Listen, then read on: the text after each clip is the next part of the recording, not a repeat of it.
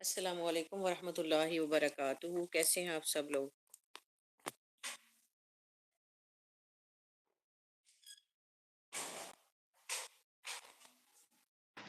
وعلیکم السلام ورحمۃ اللہ وبرکاتہ۔ الحمد للہ ہم خیریت سے ہیں، آپ کیسی ہیں؟ الحمدللہ میں بھی خیریت سے ہوں، اللہ کا شکر ہے۔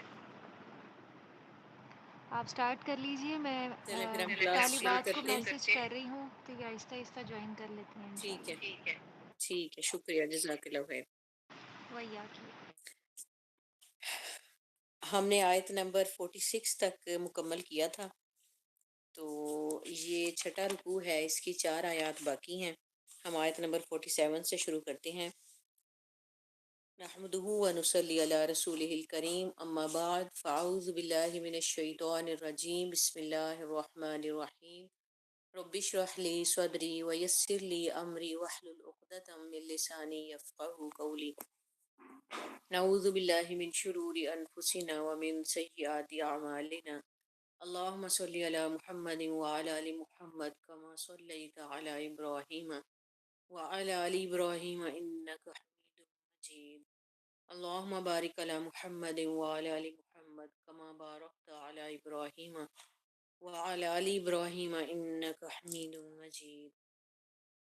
آیت نمبر 47 ہے، و اور یقولون کہتے ہیں، آمنا ایمان لائے ہم، باللہ اللہ پر، و بالرسولی اور رسول پر، و اطعنا اور اطاعت کی ہم نے یا فرمانبرداری کی ہم نے، ثم پھر یتولا پھر جاتا ہے، فریقن ایک گروہ، منہم ان میں سے، من بعدی اس کے بعد، من بعدی بعد ذالکا اس کے، من بعدی ذالکا اس کے بعد، وما اور نہیں، اولئک یہ لوگ، بالمؤمنین ایمان لانے والے۔ یہاں پہ یہ جو آیات ہیں 4، آیت نمبر 47 سے لے کے 50 تک، ان میں تذکرہ ہے ان لوگوں کا جن کے دلوں میں نفاق کی بیماری ہے۔ اس صورت میں آپ کو یاد ہوگا کہ ہم پیچھے تفصیل سے پڑھ چکے ہیں، سیدہ عائشہ رضی اللہ تعالیٰ عنہ پر الزام لگایا گیا تھا، اور ان پر الزام لگانے والوں میں جو سب سے پیش تھا وہ منافقین کا سردار تھا، عبداللہ بن ابی۔ تو اللہ رب العزت نے یہاں پر منافقین کو سرزنش کی ہے۔ اللہ تعالیٰ فرماتے ہیں، اور وہ کہتے ہیں کہ ہم ایمان لائے اللہ پر اور رسول پر، اور ہم نے اطاعت کی، پھر جاتا ہے ایک فرقہ ان میں سے اس کے بعد، یعنی کہ زبان سے وہ اس بات کا اقرار کرتے ہیں کہ ہم اللہ اور رسول پر ایمان لائے، لیکن ان اقرار کرنے والوں میں سے پھر ایک گروہ پھر جاتا ہے۔ وہ کون سا گروہ ہے؟ وہ منافقین کا گروہ ہے، جو پھر اپنی بات سے پھر جاتے ہیں، اور اللہ تعالیٰ فرماتے ہیں نہیں یہ لوگ ایمان لانے والے۔ وَإِذَا اور جب دعو بلائے جاتے ہیں، اللہ اللہ کی طرف، ورسولہ اور اس کے رسول کی طرف، لیحکم تاکہ فیصلہ کرے، بینہم ان کے درمیان، ایزا جب، فریقن ایک فرقہ، منہم ان میں سے، مورزون منہ پھیرنے والا۔ اللہ تعالیٰ فرماتے ہیں کہ پہلی بات تو یہ ہے کہ وہ پھر جاتے ہیں اپنی بات سے، اور دوسری بات یہ ہے کہ کیسے وہ پھر جاتے ہیں، عملی طور پر کیسے نظر آتا ہے کہ یہ پھر جانے والے لوگ ہیں۔ تو اس کی پہچان یہ ہے کہ جب ایسے لوگوں کو بلایا جاتا ہے کسی بھی اختلافی معاملے میں کہ آؤ اللہ اور اس کے رسول کی طرف تاکہ تمہارے درمیان فیصلہ کیا جائے، تو کیا کرتے ہیں؟ وہ اس فیصلے کے کروانے کے لیے اللہ اور اس کے رسول صلی اللہ علیہ وآلہ وسلم کی طرف نہیں آتے، بلکہ کسی اور طرف رخ کر لیتے ہیں۔ تو رسول اللہ صلی اللہ علیہ وآلہ وسلم کے دور میں بھی واضح طور پر یہی تھا، اسی چیز سے منافقین کو پہچانا جاتا تھا کہ وہ اپنے اختلافی معاملات میں اللہ اور اس کے رسول صلی اللہ علیہ وآلہ وسلم کو حکم نہیں بنانا چاہتے تھے، ان کی طرف اپنے معاملات کو نہیں لوٹاتے تھے۔ اور آج بھی اگر کوئی اپنی زبان سے اسلام اور ایمان کا اقرار کرتا ہے، اللہ اور اس کے رسول پر ایمان لانے کا دعویٰ کرتا ہے، تو اس کے دعوے کی سچائی کو جانچنے کے لیے یہی دیکھا جائے گا کہ کیا وہ اپنے معاملات میں جہاں اسے سمجھ نہ آئے، جہاں اس کے ذہن میں کوئی اختلاف آ جائے، جہاں اس کے سامنے ایک سے زیادہ باتیں آ جائیں کسی ایک معاملے میں، تو اس کا طرز عمل کیا ہوتا ہے؟ کیا وہ اپنے مسئلے کو حل کرنے کے لیے، اس کا حل تلاش کرنے کے لیے اللہ اور اس کے رسول صلی اللہ علیہ وآلہ وسلم کی طرف مڑتا ہے، اور آج کے دور میں ہم اللہ اور اس کے رسول صلی اللہ علیہ وآلہ وسلم کی طرف کیسے مڑ سکتے ہیں؟ قرآن کی تعلیمات کے ذریعے اور رسول اللہ صلی اللہ علیہ وآلہ وسلم کی احادیث کے ذریعے۔ معذرت۔ اگر آج ہم اپنے معاملات میں فیصلہ کرنے کے لیے یا راستہ لینے کے لیے کہ ہمیں کس طرف چلنا چاہیے، قرآن اور رسول اللہ صلی اللہ علیہ وآلہ وسلم کی ذات کی طرف، ان کی احادیث اور ان کی تعلیمات کی طرف مڑتے ہیں، تو یہ ہمارے سچے ایمان کی نشانی ہے۔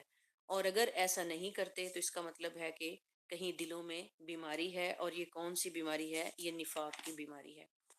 وَإِنْ اور اگر یکن ہو لہم ان کے لیے الحق حق، یأتو آتے ہیں الیہ اس کی طرف مذعنین مطیع ہو کر، یعنی کہ اگر انہیں یہ لگے کہ فیصلہ جو ہوگا وہ ہمارے حق میں ہوگا، ہمیں اس فیصلے سے فائدہ ہوگا، تو وہ بڑا سر جھکا کر اور بڑے تسلیم ہو کر اللہ اور اس کے رسول صلی اللہ علیہ وآلہ وسلم کی طرف آتے ہیں۔ لیکن اگر انہیں یہ خطرہ ہو کہ فیصلہ ہمارے خلاف ہوگا، معاملہ ہمارے اوپر الٹا پڑ جائے گا، تو پھر ہرگز اس طرف آنے کو تیار نہیں ہوں گے۔ افی قلوبہم، افی کیا میں، قلوبہم ان کے دلوں میں، مرض بیماری ہے، ام یا امیر تابو یا وہ شک کرتے ہیں، ام یا یخافون وہ ڈرتے ہیں، ان یہ کہ یحیفہ کمی کرے یا ظلم کرے اللہ تعالیٰ علیہم ان کے اوپر، ورسولہ اور اس کا رسول، بلکہ الائی کا یہی لوگ، ہم وہی الظالمون ظالم ہیں۔ اللہ تعالیٰ اب سوالیہ انداز میں پوچھتے ہیں کہ کیا ان کو کیا مسئلہ ہے؟ افی قلوبہم مرض، کیا ان کے دلوں میں بیماری ہے؟ بیماری کون سی بیماری؟ نفاق کی بیماری، یعنی کہ ان کے دلوں میں نفاق کی بیماری ہے، جس کی وجہ سے ان کا طرز عمل ایسا ہے کہ یہ اللہ اور اس کے رسول کی طرف نہیں مڑتے۔ یا اللہ تعالیٰ فرماتے ہیں دوسری بات یہ ہے کہ کیا ان کو شک ہے؟ شک کس بات کا؟ یعنی کہ کیا ان کو اسلام کی حقانیت کے بارے میں شک ہے، رسول اللہ صلی اللہ علیہ وآلہ وسلم کی رسالت کے بارے میں شک ہے، کیا انہیں اللہ تعالیٰ کی توحید کے بارے میں شک ہے؟ یہ کس قسم کے شک میں پڑے ہوئے ہیں؟ انہیں یقین نہیں ہے کہ اسلام کی تعلیمات سچی ہیں؟ ام یا تیسری بات کیا ہے؟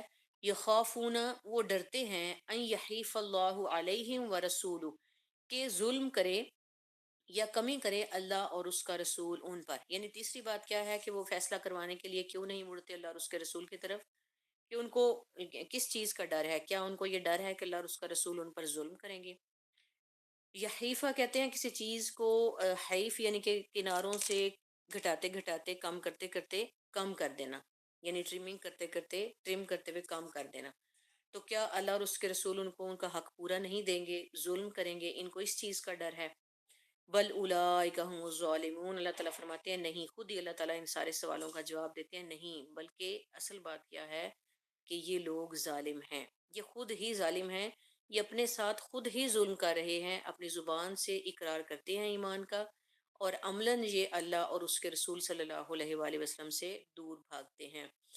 اللہ تعالیٰ فرماتے ہیں، اس سے اگلا رکوع اب یہاں سے شروع ہوتا ہے آیت نمبر 51 سے۔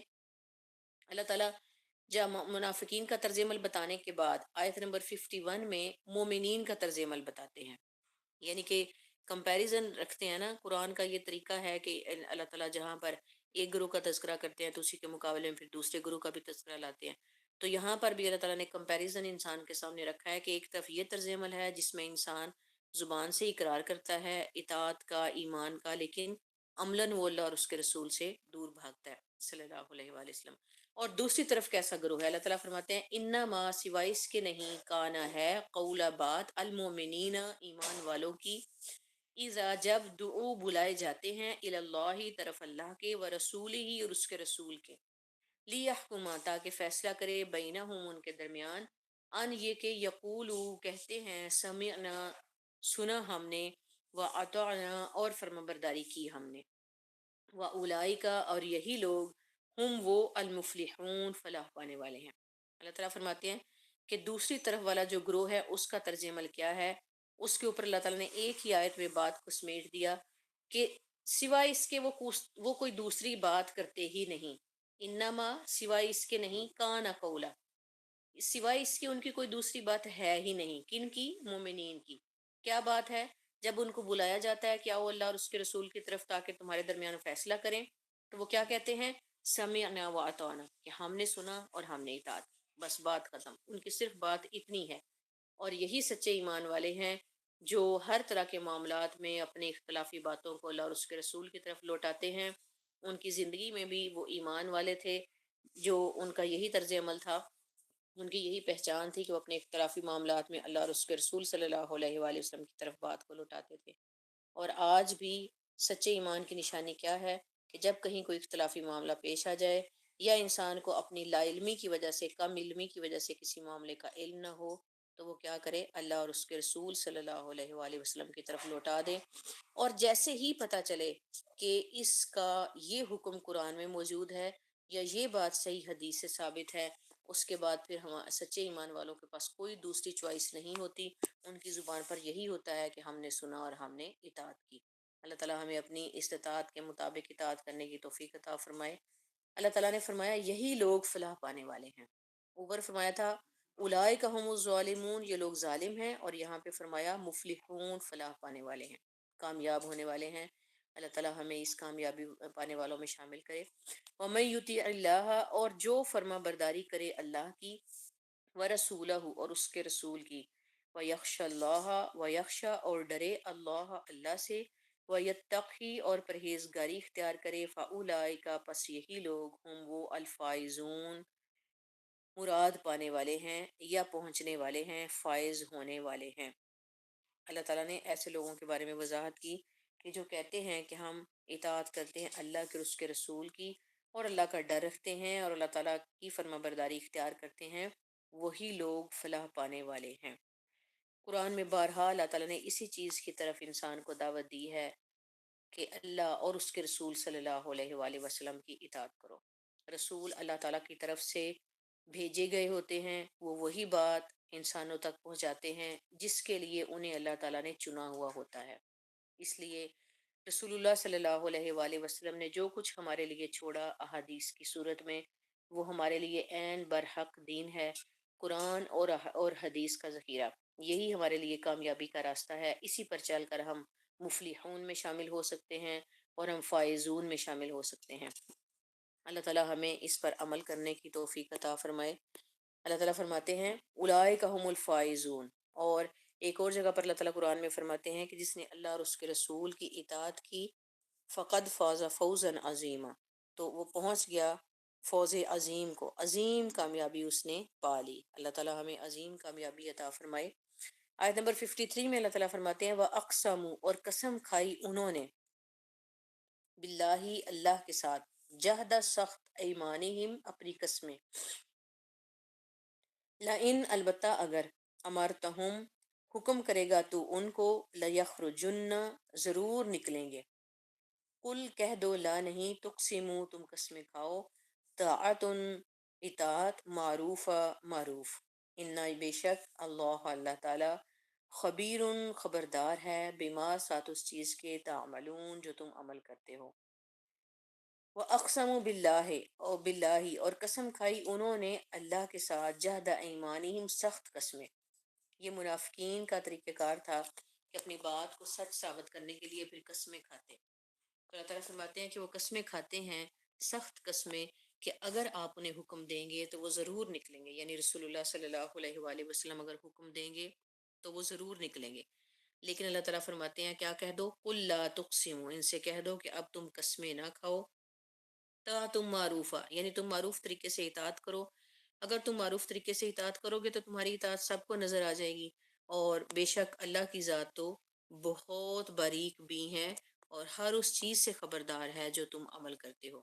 لہٰذا زبانی جمع خرچ کی بجائے اللہ تعالیٰ کے ہاں اہمیت کس چیز کی ہے، انسان کے عمل کی، کہ قسمیں کھانے کے بجائے انسان اپنے عمل پر توجہ دے۔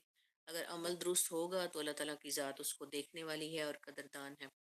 قل اطیعوا اللہ، کہہ دو فرما برداری کرو اللہ کی، واطیعوا الرسول، اور فرما برداری کرو رسول کی، فَإِن، پھر اگر تولوا پھر جاؤ، فَإِنَّمَا پھر سوائے اس کے نہیں، علیہ اوپر اس کے، ما جو کچھ حملا اٹھوایا گیا، وعلیکم اور اوپر تمہارے، ما حملتم جو کچھ اٹھوائے گئے تم، وَإِن اور اگر تطیعوہ فرما برداری کرو اس کی، تہتدوا راہ پاؤ، وما اور نہیں علی الرسولی اوپر رسول کے الا مگر بلاغ المبین بلاغ پہنچا دینا مبین صاف واضح۔ اللہ تعالیٰ فرماتے ہیں ان سے کہہ دیجئے کہ اب قسمیں کھانے کی بجائے کیا کریں، اللہ اور اس کے رسول کی اطاعت کریں۔ اللہ اور اس کے رسول کی اطاعت اخلاص کے ساتھ کریں، نفاق کو چھوڑ دیں، قرآن و سنت کی پیروی کریں، اور پھر بھی اگر یہ منہ موڑ گئے تو اللہ تعالیٰ نے فرمایا کہ جو بوجھ ان کے ہیں وہ ان پر ہیں، اور جو بوجھ آپ کے ہیں وہ آپ پر ہیں، یعنی جو انکار کرے گا اس کے اوپر اس کی اپنی ذمہ داری ہے، اور جو اطاعت کرے گا اس کے اوپر اس کی اپنی ذمہ داری ہے۔ اللہ تعالیٰ فرماتے ہیں فَإِن تَوَلُّوا فَإِنَّمَا عَلَيْهِ مَا حُمِّلَ وَعَلَيْكُمْ مَا حُمِّلْتُمْ، کہ اگر یہ منہ موڑ جائیں گے تو ان کے اوپر ہے جو انہوں نے انکار کیا، جو انہوں نے قرآن و سنت کو پس پشت ڈالا، وہ بوجھ ان کے اوپر ہے۔ اور رسول کے ذمے کیا ہے؟ رسول کے ذمے تو صرف یہ ہے کہ وہ بات کو واضح طور پر پہنچا دیں۔ سیدنا ابن عباس رضی اللہ تعالیٰ عنہ سے روایت ہے کہ رسول اللہ صلی اللہ علیہ وآلہ وسلم نے فرمایا تین آدمی اللہ کے یہاں سب سے زیادہ مغضوب ہیں: حرم شریف کی حرمت پامال کرنے والا، اسلام میں رسول اللہ صلی اللہ علیہ وآلہ وسلم کا طریقہ چھوڑ کر جاہلیت کا طریقہ اپنانے والا، اور کسی مسلمان کا ناحق خون طلب کرنے والا تاکہ اس کا خون بہائے۔ تو ان تینوں چیزوں میں سے یہاں پہ کیا بات ہے کہ انسان رسول اللہ صلی اللہ علیہ وآلہ وسلم کا طریقہ چھوڑ کر، ان کی اطاعت چھوڑ کر کسی اور کا طریقہ اپنائے، جاہلیت کا طریقہ اپنائے، تو وہ کن لوگوں میں شامل ہے؟ وہ ان لوگوں میں شامل ہے جو اللہ کے یہاں سب سے زیادہ مغضوب ہیں۔ یہ بخاری کی روایت ہے 6882۔ تو اللہ تعالیٰ یہاں پر کیا دعوت دے رہے ہیں کہ اطاعت کرو اللہ اور اس کے رسول کی۔ رسول اللہ صلی اللہ علیہ وآلہ وسلم نے ایک اور موقع پر فرمایا، سیدنا ابو موسیٰ اشعری رضی اللہ تعالیٰ عنہ بیان کرتے ہیں کہ آپ نے فرمایا میری مثال اور میرے دین کی مثال جو اللہ نے مجھے دے کر بھیجا ہے ایسے ہے جیسے اس شخص کی مثال جو اپنی قوم کے پاس آیا اور کہنے لگا اے میری قوم، میں نے لشکر کو اپنی دونوں آنکھوں سے دیکھا ہے اور میں صاف صاف ڈرانے والا ہوں، بس جلدی بھاگو۔ اب اس کی قوم میں سے ایک گروہ نے اس کا کہنا مانا اور شام ہوتے ہی نکل پڑے اور آرام سے چلے گئے، اور ایک گروہ نے جھٹلایا اور صبح تک اپنے ٹھکانے میں رہے، اور صبح ہوتے ہی لشکر ان پر ٹوٹ پڑا اور انہیں تباہ کیا اور جڑ سے اکھیڑ دیا۔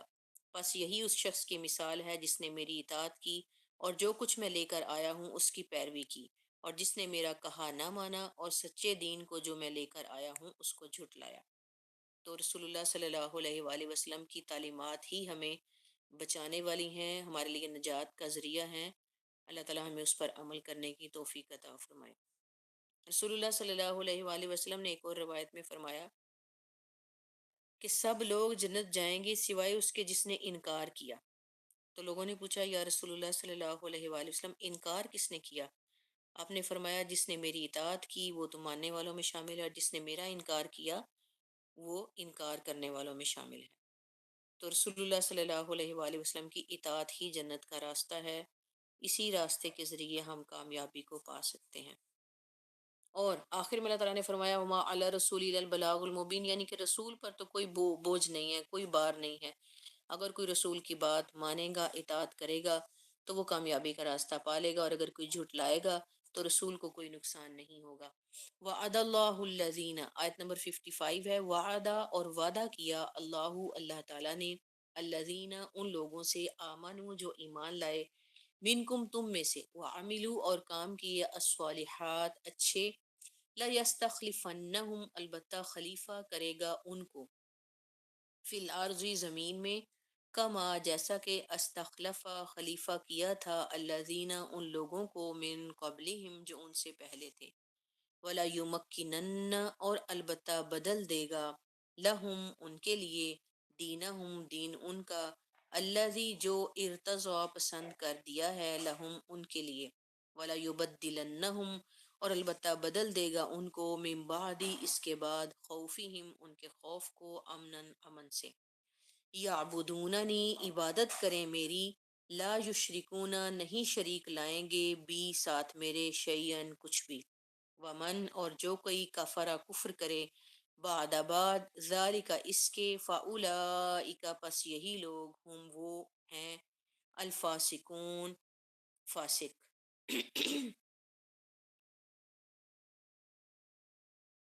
اللہ تعالیٰ فرماتے ہیں وعد اللہ الذین آمنوا جو لوگ تم میں سے ایمان لائے اور نیک کام کرتے رہے ان سے اللہ کا وعدہ ہے کہ ان کو ملک کا حاکم بنائے گا جیسا اس سے پہلے لوگوں کو حاکم بنایا تھا اور ان کے دین کو جسے اس نے ان کے لیے پسند کیا ہے مستحکم بنائے گا اور خوف کے بعد ان کو امن بخشے گا وہ میری عبادت کریں گے اور میرے ساتھ کسی چیز کو شریک نہ بنائیں گے اور جو اس کے بعد کفر کرے گا تو ایسے لوگ فاسق ہیں۔ یہ ایک لمبی آیت ہے۔ اللہ تعالیٰ نے اس میں وعدہ کیا ہے ایمان والوں کے ساتھ، اور صرف ایمان نہیں بلکہ اس کے ساتھ دوسری چیز اللہ تعالیٰ نے فرمائی ہے، جو ایمان لائیں گے اور نیک عمل کریں گے ان کے ساتھ اللہ تعالیٰ نے وعدہ کیا ہے کہ ان کو وہ زمین میں حاکم بنائے گا، ان کو خلیفہ بنائے گا، جیسا کہ اس سے پہلے بھی اللہ تعالیٰ کی یہی سنت رہی ہے۔ تو یہ وعدہ اللہ تعالیٰ آپ دیکھیں کہ یہ غزوہ بنو مستلق کا ٹائم ہے جب سورہ نور نازل ہوئی ہے، اور یہ مدنی دور ہے جس میں رسول اللہ صلی اللہ علیہ وآلہ وسلم نے مستقل جو ہے وہ جہاد کو جاری رکھا، اور غزوہ بنو مستلق جو ہے وہ اس وقت ابھی مسلمانوں کے پاس کچھ زیادہ مال اسباب نہیں تھا، مسلمان جو تھے ابھی وہ تنگی کی زندگی ہی گزار رہے تھے، لیکن اللہ تعالیٰ نے یہاں پر ان کو خوشخبری دی ہے کہ اگر تم ایمان لاؤ گے اور نیک عمل کرو گے تو تمہیں اللہ تعالیٰ زمین میں ضرور اپنا خلیفہ بنائے گا۔ تو یہ بات جو ہے وہ اس وقت شاید ایک عام انسان کو لگتی کہ بہت مشکل ہے، لیکن اللہ تعالیٰ اپنے وعدوں میں سچا ہے، اور یقیناً اللہ سے بڑھ کر کون سچا ہے۔ یہ سب وعدے اللہ تعالیٰ نے پورے کیے، اور ایک حدیث میں رسول اللہ صلی اللہ علیہ وآلہ وسلم نے عدی بن حاتم سے کہا کہ وہ وقت قریب ہے کہ ایک عورت جو ہے وہ ہیرا یعنی کہ دور کوئی جو شام کی طرف شہر ہے وہاں سے آئے گی، اور بلا خوف وہ اللہ تعالیٰ کے گھر کا طواف کرے گی، اور مال اتنا ہوگا کہ لوگ نکلیں گے کہ وہ کسی کو صدقہ دیں، لیکن ان کو کوئی ملے گا نہیں کہ وہ اس کو صدقہ دیں۔ تو حالانکہ اس وقت حالات ایسے تھے کہ لوگ آ کر اپنی تنگی کی شکایت کر رہے تھے، لیکن رسول اللہ صلی اللہ علیہ وآلہ وسلم نے یہ خوشخبری دی، اور عدی بن حاتم کہتے ہیں کہ میں نے پھر اپنی آنکھوں سے دیکھا رسول اللہ صلی اللہ علیہ وآلہ وسلم کی ان خوشخبریوں کو پورا ہوتے ہوئے۔ تو اللہ تعالیٰ کا وعدہ سچا ہے، اور رسول اللہ صلی اللہ علیہ وآلہ وسلم کے آخری دور میں بھی مسلمانوں کے پاس جو ہے وہ دنیا کے مال و اسباب کو اللہ تعالیٰ نے وسیع کر دیا مسلمانوں پر، اور اس کے بعد رسول اللہ صلی اللہ علیہ وآلہ وسلم کے جانے کے بعد مسلمانوں نے بہت بڑی وسیع سلطنت جو ہے وہ قائم کی، اور یقیناً ایسے حالات پیدا ہو گئے تھے خاص طور پر عمر بن عبدالعزیز کے دور میں، جب رسول اللہ صلی اللہ علیہ وآلہ وسلم کو یعنی کہ اس وقت تقریباً یہ ایک صدی ہوئی تھی رسول اللہ صلی اللہ علیہ وآلہ وسلم کو ہجرت کر کے آئے ہوئے مدینہ، یعنی کہ 100 ہجری کے قریب ایسا دور مسلمانوں پر آ چکا تھا کہ وہ صدقہ دینے کے لیے نکلتے تھے لیکن لینے والا کوئی نہیں ملتا تھا۔ اور یہاں پر اللہ تعالیٰ وعدہ فرما رہے ہیں کہ انسان کو یہ ڈر ہوتا ہے کہ اگر ہم اللہ تعالیٰ کے بتائے ہوئے احکامات پر چلیں گے تو ہمارے لیے زندگی مشکل ہو جائے گی، ہم کیسے جو ہے وہ جیسے دیکھے پیچھے اس صورت میں ہم نے جو احکامات پڑھے ہیں اس میں جو اہم حکم تھا وہ کس چیز کا تھا؟ حیا کا، پاکیزگی کا، جس میں اللہ تعالیٰ نے ہمیں پردے کے بارے میں بھی احکامات دیے، اور بالکل آغاز میں اللہ تعالیٰ نے حدود کے بارے میں بتایا۔ تو پردے کے بارے میں سوچ کے بھی بہت سارے لوگوں کے ذہن میں، ہمارے ذہنوں میں یہ بات آتی ہے کہ پردے کے ساتھ ہم کیسے ترقی کر سکتے ہیں، ہم کیسے آگے بڑھ سکتے ہیں، کیسے ہم پارٹیسپیٹ کر سکتے ہیں، اور دوسری طرف جو ہے وہ حدود کے بارے میں تو بہت بڑی جو کنفیوژن ہے وہ ہماری سوسائٹی کا ایک مستقل حصہ بن چکی ہے، مستقل ہماری سوچ کا حصہ بن چکی ہے کہ اگر ہم حدود کو قائم کریں گے تو شاید ہم سروائیو نہیں کر سکیں گے۔ تو اللہ تعالیٰ فرماتے ہیں کہ اگر تم ایمان لاؤ گے اور نیک عمل کرو گے تو نیک عمل کیا ہوگا؟ نیک عمل وہی ہوگا جس کا اللہ نے ہمیں حکم دیا ہے، جو ہم اللہ کی رضا کے لیے کریں، جو ہم اللہ تعالیٰ کے بتائے ہوئے طریقے کے مطابق کریں، جو رسول اللہ صلی اللہ علیہ وآلہ وسلم کی سنت کے مطابق کریں۔ تو اللہ تعالیٰ فرماتے ہیں اگر تم اسے کرو گے تو تمہیں اللہ ضرور زمین پر خلیفہ بنائے گا، زمین پر اللہ تعالیٰ ضرور تمہیں حاکم بنائے گا۔ تو ان احکامات کو پورا کرنے کے لیے انسان کے ذہن میں جو خوف پیدا ہوتا ہے کہ اگر ہم حدود کو قائم کریں، یہاں پردے کو قائم کریں تو ہمیں مشکل ہوگی، تو اس مشکل سے اللہ تعالیٰ نے انسان کے ذہن کو نکالا ہے کہ آسانیاں پیدا کرنے والا اور اقتدار دینے والا اور وسعت دینے والا، زمین میں جو کچھ بھی ہے اس کا مالک صرف اور صرف اللہ کی ذات ہے۔ اور یہ اللہ کا وعدہ ہے کہ جو بھی ایمان لائے اور نیک عمل کرے، اللہ تعالیٰ اس کو ضرور دنیا کی کشادگی دے گا۔ اور جیسا کہ اللہ تعالیٰ نے ساتھ ہی فرمایا، جیسا کہ اس سے پہلے ہم نے لوگوں کو دیا تھا، تو یہ مثال ماضی میں بھی تھی، خود رسول اللہ صلی اللہ علیہ وآلہ وسلم اور ان کے صحابہ کے دور میں بھی رہی، اور آج بھی اگر ہم اپنی ذلت سے نکلنا چاہتے ہیں تو اس کا سب سے پہلا اور سب سے اہم جو راستہ ہے یقیناً وہ یہی ہے کہ ہم اپنے آپ کو درست کر لیں، سچا ایمان لائیں، بغیر کسی شک کے، بغیر نفاق کے، اور پھر ہم نیک اعمال کو مضبوطی سے تھام لیں۔ اور جس قدر ہم نیک اعمال کو مضبوطی سے تھام لیں گے، جتنا ہم شریعت کو نافذ کریں گے، انشاءاللہ تعالیٰ اتنی ہی برکتیں اللہ تعالیٰ ہمیں دنیا میں بھی عطا فرمائے گا۔ اللہ تعالیٰ فرماتے ہیں اور البتہ بدل دے گا، اور اللہ تعالیٰ اور ان کے دین کو جسے اس نے ان کے لیے پسند کیا مستحکم کرے گا، یعنی کہ اللہ تعالیٰ دین کو بھی ثبات دے گا، اور ان کے خوف کو بدل دے گا امن کے ساتھ۔ انسان کو جو خوف ہوتا ہے، دنیا میں خوف ہوتا ہے، آخرت کا خوف ہوتا ہے، تو اگر ہم ایمان لائیں گے، نیک عمل کریں گے، تو ہمارا آخرت کا خوف بھی اور دنیا کا خوف بھی اللہ تعالیٰ امن سے بدل دیں گے، جیسا کہ اللہ تعالیٰ نے اس وقت مسلمانوں کے لیے کیا تھا۔ پھر آگے اللہ تعالیٰ نے ایک اور شرط رکھی ہے، پہلے تو یہ تھی نا کہ آمنوا وعملوا الصالحات، اب آگے اللہ تعالیٰ نے مزید فرمایا یعبدوننی لا یشرکون بی شیئا، کہ جب ہم نیک عمل کرتے ہیں اور ایمان لاتے ہیں تو اس کے ساتھ لازم چیز کیا ہے کہ ہمارا عقیدہ توحید درست ہو۔ سب سے پہلی چیز کیا ہے کہ ہمارا عقیدہ توحید درست ہو۔ تو ایسے لوگ جو نیک عمل کریں گے اور پھر اللہ تعالیٰ ان کو زمین میں اقتدار بھی دے گا، تو اقتدار کے ساتھ جو شرط ہے وہ کیا ہے؟ اللہ تعالیٰ کی توحید کو قائم کرنا۔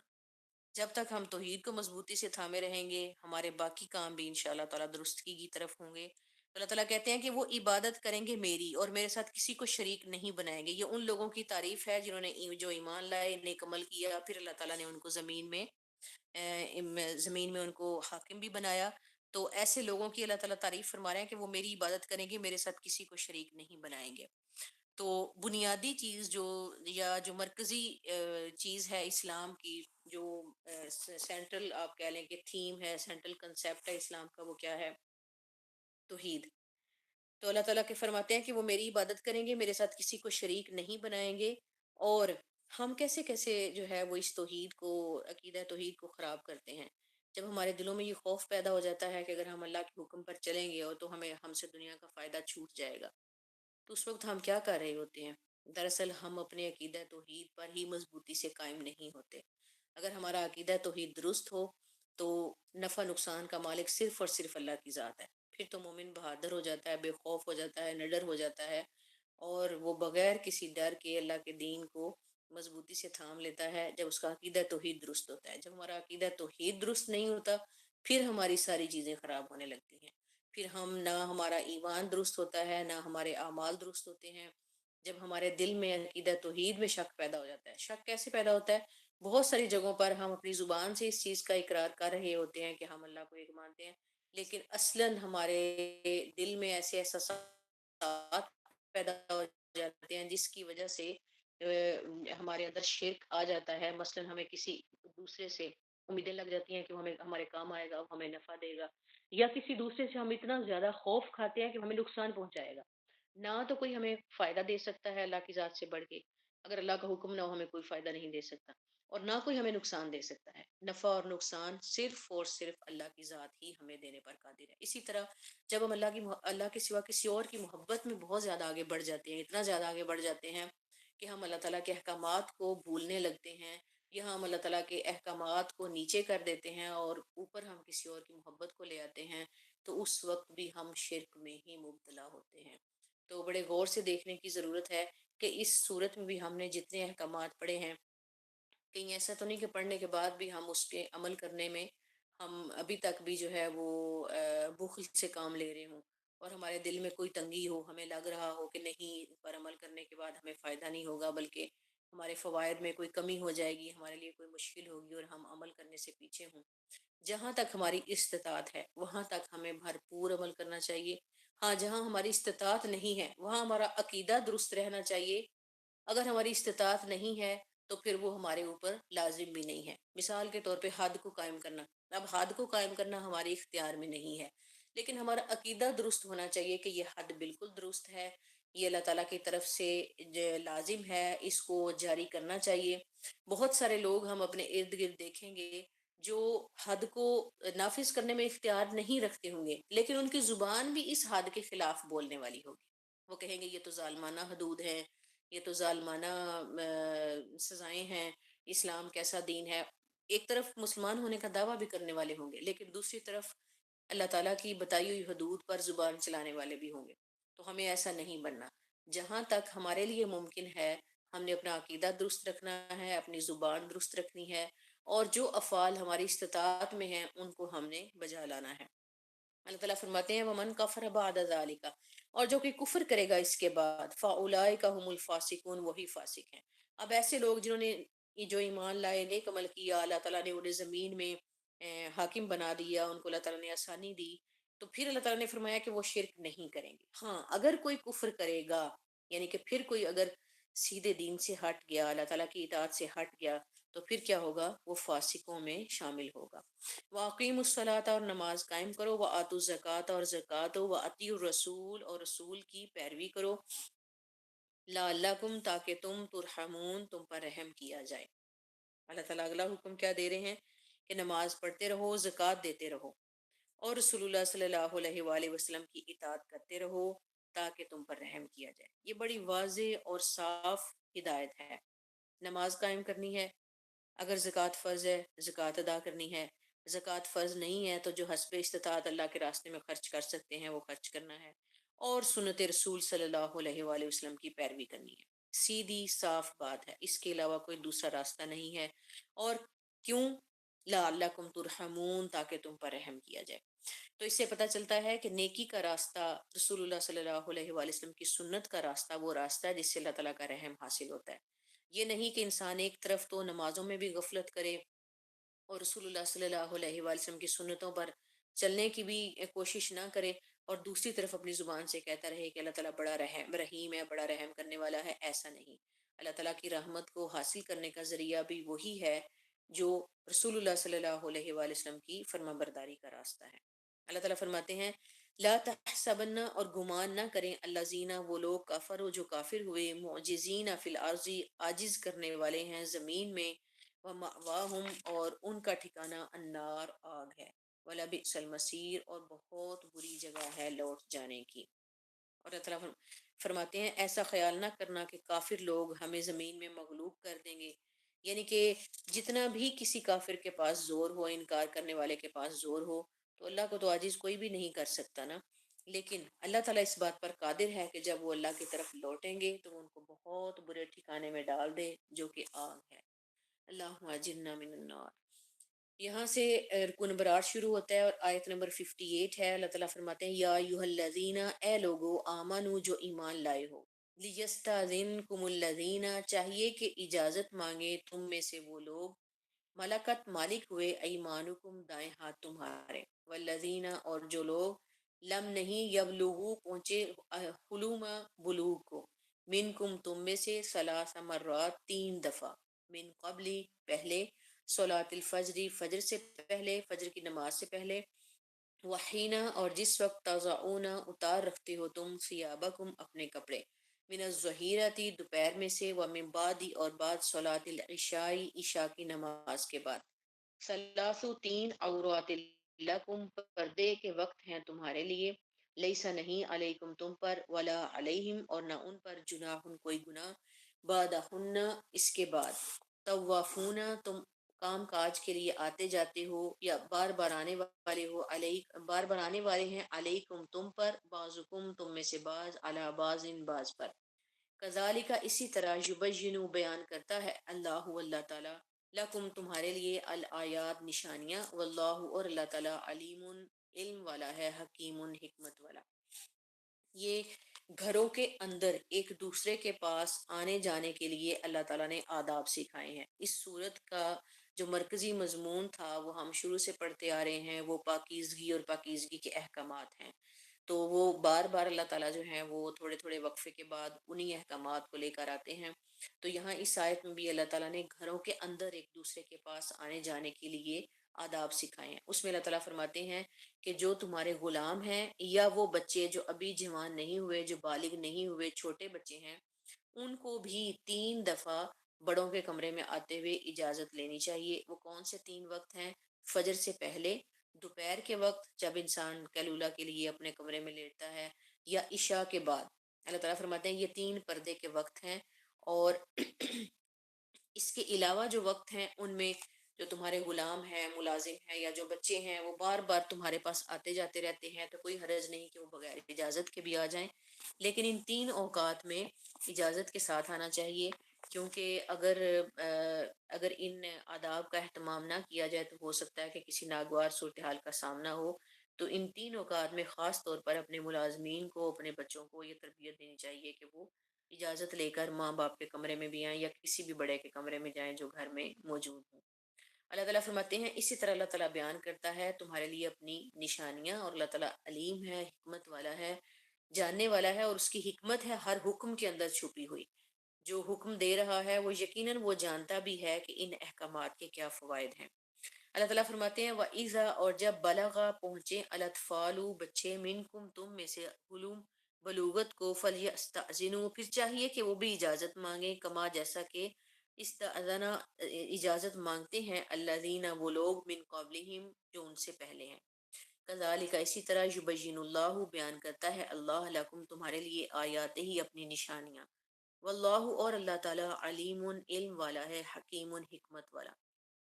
اب اگلی آیت میں اللہ تعالیٰ فرماتے ہیں کہ بچے جب تک تو وہ چھوٹے ہیں تو وہ 3 اوقات میں اجازت لیں، لیکن جب وہ بڑے ہو جائیں، وہ اپنی بلوغت کو پہنچ جائیں، اور آپ کو پتہ ہے کہ بچیوں کی بلوغت کیا ہے کہ جب ان کو مینسز آ جائیں، اور بچوں کی بلوغت کیا ہے کہ جب ان کو احتلام ہونے لگے، یعنی بیڈ ڈریمز، اور اس کے ساتھ جو ہے ان کی آواز بدل جاتی ہے، ان کی داڑھی آنے لگتی ہے، بال آنے لگتے ہیں، جس سے پتہ چل جاتا ہے کہ وہ بالغ ہو گئے۔ تو جب بچے بالغ ہو جائیں تو پھر ان کو بھی ہر دفعہ آنے کے لیے اجازت لینی چاہیے، جیسا کہ دوسرے بڑوں کو بھی اس سے پہلے سکھایا گیا ہے۔ تو اللہ تعالیٰ فرماتے ہیں کہ تمہارے لیے یہ آیات واضح کی گئی ہیں، اور دوبارہ اللہ تعالیٰ نے اس کے آخر میں فرمایا واللہ علیم الحکیم، اللہ تعالیٰ کی ذات حکمت والی اور علم والی ہے۔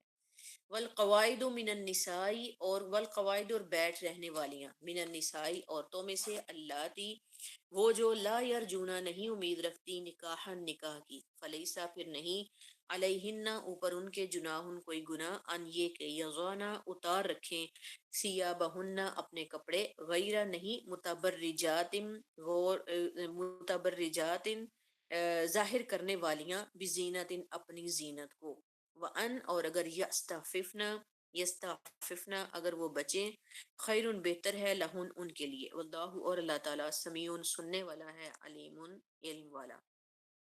اب اللہ تعالیٰ نے بوڑھی عورتوں کے بارے میں فرمایا کہ وہ عورتیں جو بیٹھ رہنے والیاں ہیں اور نہیں امید رکھتی نکاح کی، یعنی کہ وہ اتنی بوڑھی ہو چکی ہیں کہ بیٹھ رہنے والیاں، یعنی اب وہ کہیں زیادہ ادھر ادھر آ جا نہیں سکتی۔ اب دیکھتے ہیں کہ بعض اوقات خواتین بزرگ اتنی عمر کو پہنچ جاتی ہیں کہ وہ اپنے کام خود سے نہیں کر سکتی، ایک جگہ پر ہی بس بیٹھی بیچاری رہ سکتی ہیں، کوئی سہارا دیتا ہے، کوئی سہارا ہوتا ہے تو اٹھ کر وہ واش روم تک بھی جاتی ہیں۔ تو ایسی خواتین کے لیے جن کے لیے مشکل ہو جائے برقعے کو، بڑی چادروں کو سنبھالنا، تو اللہ تعالیٰ نے اجازت دی ہے کہ ان پر گناہ نہیں کہ اگر وہ اپنے کپڑے اتار دیں۔ یہاں پر اچھی طرح سے سمجھ لیں کہ کپڑے اتارنے سے مراد اوپر کی چادر یا برقع یہ ہے، اس سے مراد لباس ہرگز نہیں ہے۔ اور یہیں پر یہ بات بھی سمجھ میں آتی ہے کہ جب ہم زینت کہتے ہیں تو زینت میں ہمارا لباس شامل ہوتا ہے، کیونکہ یہ اوپر کا کپڑا اتارنے کو کہا گیا ہے، لباس اتارنے کو نہیں کہا گیا۔ تو لباس جو ہے وہ ہمارا زینت ہوتا ہے، پھر ہم اس کو چھپانے کے لیے اوپر چادر لیتے ہیں، تو یہاں وہ جو اوپر والی چادر ہے اس کو اللہ تعالیٰ نے اجازت دی ہے کہ اگر وہ اتار دیں تو کوئی حرج نہیں ہے۔ لیکن نے فرمایا اگر وہ اس سے بھی بچیں تو ان کے لیے بہتر ہے۔ تو اگر خواتین بے شک بڑی عمر کو پہنچ جائیں لیکن اگر وہ اپنے پردے کا اہتمام کر سکتی ہیں پورا، تو انہیں کرنا چاہیے، اللہ تعالیٰ نے اس کو ان کے لیے بہتر قرار دیا ہے۔ اور اللہ تعالیٰ اور فرمایا کہ اللہ تعالیٰ سننے والا ہے اور جاننے والا ہے۔ لیسا نہیں، علی الاعمی حرج، اب یہاں پر کھانے کے احکامات ہیں۔ جب ایک دوسرے کے گھروں میں آتے جاتے ہیں تو پھر انسان کھانے میں بھی شامل ہوتا ہے، تو کھانے کے آداب یہاں پر سکھائے گئے ہیں۔ اور خاص طور پر جب مسلمانوں نے یہ آیت سنی کہ یا ایھا الذین آمنوا لا تأکلوا لا تأکلوا اموالکم بینکم بالباطل، کہ اے ایمان والو اپنے مال باطل طریقے سے مت کھاؤ، تو وہ فکر مند ہو گئے۔ تو یہاں پر اللہ تعالیٰ نے احکامات بیان کیے ہیں کہ کیسے ہم ایک دوسرے کے کھانے میں شریک ہو سکتے ہیں۔ لیس علی الاعمى، نہیں کوئی حرج اندھے پر، حرج حرج، ولا اور نہ علی الاعرج اور نہ لنگڑے پر، حرج حرج، حرج یعنی کہ تنگی، ولا اور نہیں علی المریض مریض پر، حرج حرج، ولا اور نہیں علی انفسکم اوپر تمہارے نفسوں کے، ان یہ کہ تأکلوا تم کھاؤ، من بیوتکم گھروں سے، او بیوتی آبائکم اپنے باپوں کے گھروں سے، او بیوتی امہاتکم اپنی ماؤں کے گھروں سے، او بیوتی اخوانکم اور بھائیوں کے گھروں سے، او بیوتی اخواتکم بہنوں کے گھروں سے، او بیوتی اعمامکم اور اپنے چچاؤں کے گھروں سے، او بیوتی عماتکم اپنی پھوپھیوں کے گھروں سے، او بیوتی اخوالکم اور اپنے ماموں کے گھروں سے، او بیوتی خالاتکم اپنی خالاؤں کے گھروں سے، او یا ما ملکتم مفاتیحہ یا جو مالک ہوئے ہیں چابیوں کے، کنجیوں کے اس کی، یعنی کہ جس کے پاس گھر کی چابیاں ہیں، او صدیقکم یا اپنے دوستوں کے گھروں سے۔ تو یہ وہ سارے گھر اللہ تعالیٰ نے گنوائے ہیں کہ جہاں پر انسان جو ہے بلا تکلف کھا پی سکتا ہے، جس میں اپنے ماں باپ کا گھر ہے، اپنے بھائیوں کا، بہنوں کا، چچاؤں کا، پھوپھیوں کا، ماموں، خالو، دوست، اور وہ لوگ جن کے پاس کنجیاں ہیں، جس کے پاس بھی مثلاً کسی پر اعتماد ہوتا ہے تو انسان اس کو کنجی دیتا ہے نا اپنے گھر کی، تو جس کے پاس کنجی ہے، جس گھر کی کنجی ہے، اس میں سے اگر اس کو کچھ معروف طریقے سے کھانا ہو، بھلے طریقے سے لینا ہو تو وہ لے سکتا ہے۔ اور لیس علیکم جناح، نہیں ہے تمہارے اوپر گناہ یہ کہ تم کھاؤ جمیعاً مل کر، او اشتاتاً یا علیحدہ علیحدہ، تو اس پر بھی کوئی حرج نہیں ہے اگر کوئی علیحدہ علیحدہ کھا لیتا ہے یا مل کر کھاتا ہے، لیکن مل کر کھانے میں برکت ہوتی ہے۔ جیسے ایک قبیلے کے بارے میں یہ پتہ چلتا ہے کہ رسول اللہ، اشری قبیلے کے بارے میں، کہ رسول اللہ صلی اللہ علیہ وآلہ وسلم نے ان کے ساتھ انسیت کا اظہار کیا، فرمایا کہ وہ مجھ سے ہیں اور میں ان سے ہوں۔ تو ان کی عادت کیا تھی کہ جب ان کے ہاں کھانا کم ہو جاتا تو وہ کیا کرتے تھے، وہ سب مل کر پھر اپنا کھانا اکٹھا کرتے اور پھر اس کو بانٹ کر کھاتے، تو اللہ تعالیٰ اس میں برکت عطا فرماتا۔ اسی طرح کسی اور قبیلے نے آ کر شکایت کی تھی کہ ہمارا پیٹ نہیں بھرتا، کچھ اس طرح کی بات کی تھی، تو رسول اللہ صلی اللہ علیہ وسلم نے ان کو نصیحت کی تھی کہ تم سب کیسے کھانا کھاتے ہو، انہوں نے کہا علیحدہ علیحدہ، تو آپ نے فرمایا مل کر کھایا کرو۔ تو مل کر کھانے میں برکت ہے، لیکن اس میں بھی کوئی حرج نہیں اگر کوئی علیحدہ علیحدہ کھا لے۔ فائزہ پھر جب دخل تم داخل ہو، بیوتن گھروں میں، اب گھروں میں پھر داخلے کے لیے اللہ تعالیٰ نے فرمایا کہ کیسے داخل ہو، فسلموا سلام بھیجو۔ اس سے پہلے بھی ہم اجازت کے احکامات پڑھ چکے ہیں، لیکن پھر یہاں پر یہ بات آ رہی ہے، سلام بھیجو علی انفسکم اوپر اپنے، تحیتاً دعا، من عند اللہ اللہ کی طرف سے، مبارکتاً برکت والی، طیبتاً پاکیزہ۔ یہاں سلام کو اللہ تعالیٰ نے برکت والی اور پاکیزہ دعا کہا ہے، اور حکم دیا ہے کہ جب گھروں میں داخل ہو تو سلام کرو۔ گھروں میں داخل ہوں تو سلام سب سے پہلی بات ہونی چاہیے، چاہے گھر میں کوئی موجود ہو یا نہ موجود ہو، ہمیں سلام سے ہی اپنے گھر میں داخل ہونا چاہیے۔ کذالک اسی طرح، یبین بیان کرتا ہے اللہ تعالیٰ، لکم تمہارے لیے، الآیات نشانیاں یا آیات، لعلکم تاکہ تم تعقلون تم سمجھو۔ انما المؤمنون، یہ آخری رکوع ہے، آیت نمبر 62 ہے، سوائے اس کے نہیں، مومنین، الذین وہ لوگ جو آمنوا جو ایمان لائے، اللہ باللہ اللہ پر، و رسول اور اس کے رسول پر، وَإِذَا اور جب کانوا ہوں، معہ اس کے ساتھ، علی اوپر، امر کام کے، جامع جمع کرنے والے، لم نہیں، یذهبوا جائیں، حتیٰ یہاں تک کہ یستأذنوا ان سے اجازت لے لیں، انا بے شک، الذین وہ لوگ، یستأذنونک جو آپ سے اجازت مانگتے ہیں، اولئک یہی لوگ، الذین وہی ہیں، یؤمنون جو ایمان لائے، باللہ اللہ پر، ورسولہ اور اس کے رسول پر۔ فَإِذَا اسْتَأْذَنُوكَ پھر جب اجازت مانگے آپ سے، لبازی واسطے باز کے، شأنہ اپنے کام کے، فَأْذَن لِمَن پس حکم دے، لمن واسطے اس شخص کے، شئتا تو چاہے، منہم ان میں سے، واستغفر اور بخشش مانگ، لہم اللہ ان کے لیے اللہ سے، ان اللہ غفور الرحیم بے شک اللہ بخشنے والا مہربان ہے۔ اب یہاں پہ بات ہے، اللہ تعالیٰ فرماتے ہیں کہ جب کسی کام کے لیے اکٹھے ہوں رسول اللہ صلی اللہ علیہ وآلہ وسلم کے پاس ایمان والے، تو ان کو چاہیے کہ جب انہیں جانا ہو تو وہ اجازت لیں۔ ایمان والے پہلی بات تو یہ ہے کہ جب کام کے لیے جمع ہوں تو نہ جائیں یہاں تک کہ اجازت لے لیں، اور اگر وہ اجازت مانگے تو پھر رسول اللہ صلی اللہ علیہ وآلہ وسلم کی مرضی ہے کہ وہ جس کو چاہے اجازت دیں اور جس کو چاہے اجازت نہ دیں۔ تو اصل میں جو منافقین تھے وہ کیا کرتے تھے کہ وہ چلے جایا کرتے تھے رسول اللہ صلی اللہ علیہ وآلہ وسلم کی محفل سے کھسک جاتے تھے. تو اللہ تعالیٰ نے اس پر فرمایا کہ ایسے نہیں کرنا، ایمان والوں سے یہ تقاضا ہے کہ جب وہ اکٹھے ہوں نبی صلی اللہ علیہ وآلہ وسلم کے پاس تو پھر اجازت لے کر جائیں، اور اگر ان کو اجازت دیں نبی تو صلی اللہ علیہ وآلہ وسلم تو وہ جائیں گے. اور پھر فرمایا جو جائیں گے جن کو آپ نے اجازت دی آپ ان کے لیے بخشش مانگیں. کیوں؟ کیونکہ جب وہ چلے گئے تو ان کے اجر میں کمی آ گئی. اب اس کمی کو پورا کرنے کے لیے رسول اللہ صلی اللہ علیہ وآلہ وسلم جب بخشش مانگیں گے اللہ تعالیٰ سے تو وہ کمی انشاءاللہ پوری ہو جائے گی. اللہ تعالیٰ فرماتے ہیں لا تجعلوا دعا رسولی، لا تجعلوا نہ تم بناؤ دعا رسولی پکارنا رسول کا صلی اللہ علیہ وآلہ وسلم کا، بینکم تمہارے درمیان، کا دعائی جیسا کہ پکارنا بازکم تم میں سے بعض کا بعضن بعض کو. یعنی کہ رسول اللہ صلی اللہ علیہ وآلہ وسلم کا پکارنا بلانا کسی کام کے لیے اکٹھا کرنا ایسے نہیں ہے کہ جیسے کوئی دوسرا عام انسان ہو، بلکہ وہ اللہ کے رسول ہیں، ان کا خاص مقام ہے. ان کا بلانا ان کے پاس ان کا لوگوں کو کسی کام کے لیے اکٹھے کرنا وہ اس سے مختلف ہے جو کوئی عام انسان کرتا ہے. قد یعلم تحقیق جانتا ہے اللہ تعالیٰ الذین ان لوگوں کو یتسللون جو چھپ کر نکل جاتے ہیں، منکم تم میں سے، لواذا نظر بچا کر. یہ منافقین کا طریقہ کار تھا. فلیحذر الذین فلیحذری پس چاہیے کہ ڈرے الذین وہ لوگ جو خالفون مخالفت کرتے ہیں عن امری ہی اس کے حکم سے، ان یہ کہ تصیبہم پہنچ جائے ان کو فتنہ فتنہ یعنی مصیبت، او یا یصیبہم پہنچ جائے ان کو عذاب عذاب علیم درد دینے والا. اللہ تعالیٰ فرماتے ہیں کہ ایسے لوگوں کو جو چپکے سے کھسک جاتے ہیں بغیر بتائے نکل جاتے ہیں ان کو اس بات سے ڈرنا چاہیے کہ ان کو کوئی مصیبت آ جائے یا ان کو کوئی تکلیف دینے والا عذاب آ جائے. الا خبردار، انا یقیناً اللہ اللہ کے لیے ہے ما جو کچھ فی السماوات آسمانوں میں ہے والارض اور زمین میں، کا تحقیق یعلم وہ جانتا ہے ما جو کچھ انتم ہو تم علیہ اس پر، و یوم اور جس دن یرجعون پھیرے جائیں گے الیہ اس کی طرف، فینبئہم پس وہ ضرور خبر دے گا ان کو بما ساتھ اس چیز کی عملو کیا انہوں نے یا عمل کیا انہوں نے. واللہ اور اللہ تعالیٰ بکلی ساتھ ہر شیء چیز کی علیم جاننے والا ہے، بے شک اللہ ہر چیز کو جاننے والا ہے. یہ الحمدللہ آخری آیت ہے اس سورت کی.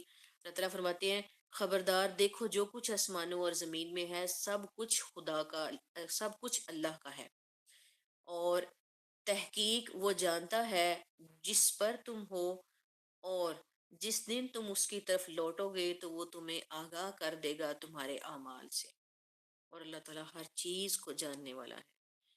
تو یقیناً اللہ تعالیٰ ہمارے اعمال سے ہماری نیتوں سے بہت اچھی طرح آگاہ ہے.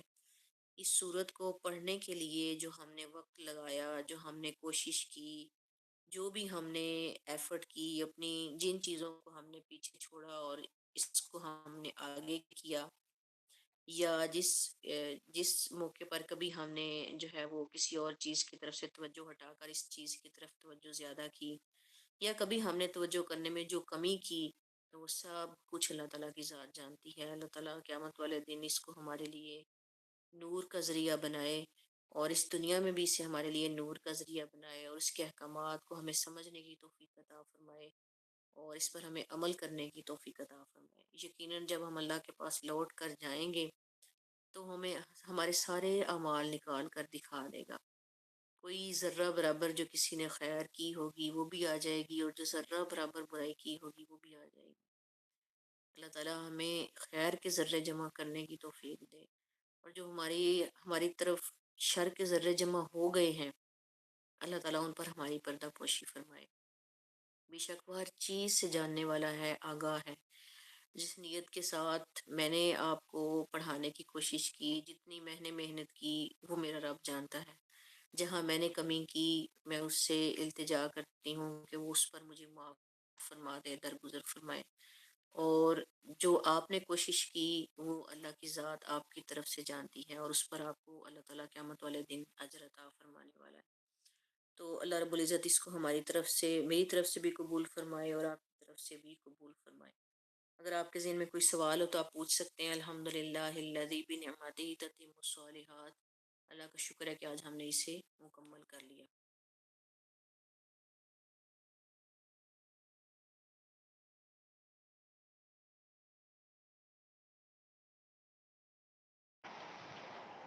السلام علیکم ورحمۃ اللہ وبرکاتہ۔ وعلیکم السلام ورحمۃ اللہ وبرکاتہ۔ مصباح جی، میں آپ کی بہت مشہور ہوں، آپ ماشاءاللہ سے اس کورس کو بہت اچھے سے لے کے چلی ہیں، بہت اچھا آپ نے کنڈکٹ کروایا ہے۔ ایون میرے لیے بھی بہت سے موٹیویشنل پوائنٹس تھے ہر لیکچر میں، اور میں بھی لسننگ کرتی رہی ہوں، تو ہر لیکچر کے اندر کوئی نہ کوئی ایسا پوائنٹ ضرور تھا جو عمل کے لحاظ سے بہت ہی بہترین تھا۔ آج بھی جو آپ نے عقیدہ توحید کی اصلاح کی بات کی، تو وہ پوائنٹ بہت اہم تھا۔ اگر دیکھا جائے تو ہم بھی کہیں نہ کہیں اس کمی کا شکار ہو جاتے ہیں، اور مجھے ایسا لگتا ہے کہ جب بھی ہمارے ایمان میں کمی واقع ہوتی ہے نا، تو تبھی ہم اس طرح کی خرافات میں مبتلا ہوتے ہیں، کہ جب شیطان کا حملہ ہمارے اوپر تیز ہو جاتا ہے، تبھی ہمارے بالکل عقیدہ توحید میں بگاڑ پیدا ہوتا ہے۔ تو یہ ساری چیزیں ہمارے اندر آنا شروع ہوتی ہیں، اللہ کی محبت میں کمی واقع ہو جاتی ہے، لوگوں کا اثر ہمارے اوپر بہت پھر معنی رکھتا ہے، اور ہم اللہ سے بڑھ کے جو ہے اور چیزوں کی طرف، غیر اللہ کی طرف دیکھنا شروع ہو جاتے ہیں۔ تو بلا شبہ یہ ایمان کی کمی سے ہی اس طرح کی چیزیں اندر پیدا ہوتی ہیں۔ تو ہمیں اپنا مواخذہ کرتے رہنا چاہیے کہ ہم اس طرح کے اعمال بجا لائیں کہ ہمارے ایمان میں کمی واقع نہ ہو۔ تو علم کے ساتھ عمل بہت ضروری ہے، خالی علم فائدہ نہیں دیتا جب تک ساتھ عمل نہیں ہوگا۔ تو اللہ تعالیٰ ہمیں بہترین طریقے پہ عمل کرنے کی توفیق عطا فرمائے، کہ جو کچھ بھی ہم سیکھیں وہ ہمارے عمل میں آ جائے، تاکہ ہمیں اللہ کا قرب نصیب ہو۔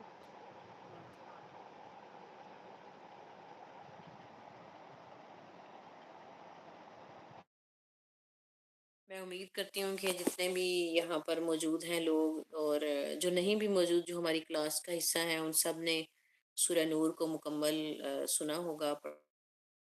تو ویسے بھی آپ کے پاس ریکارڈنگز بھی آتی رہتی ہیں، اور جو ہے وہ میرا خیال ہے ابھی 3 کلاسز باقی ہیں آپ لوگوں کے پاس، جو ہے وہ سفیشینٹ ٹائم ہے کہ اگر آپ کی کوئی کلاس مس ہو گئی ہے تو آپ وہ ریکارڈنگ سے سنیں، اور اپنے ویسے بھی اکیڈیمک پوائنٹ آف ویو سے بھی اپنی تیاری کریں، لیکن اگر جو ہے وہ اس کو اس لحاظ سے دیکھیں کہ اپنی ہدایت کے لیے، اپنی اصلاح کے لیے، تو وہ زیادہ اہم ہے۔ تو انشاءاللہ تعالیٰ میں امید کرتی ہوں کہ اس سے آپ کو بھی فائدہ حاصل ہوا ہوگا، اور مجھے بھی الحمدللہ اس سے فائدہ حاصل ہوا۔ انشاءاللہ تعالیٰ پھر کسی اور موقع پر آپ سے بات ہوگی۔ وآخر دعوانا ان الحمدللہ رب العالمین۔ السلام علیکم ورحمۃ اللہ وبرکاتہ۔ وعلیکم السلام ورحمۃ اللہ وبرکاتہ۔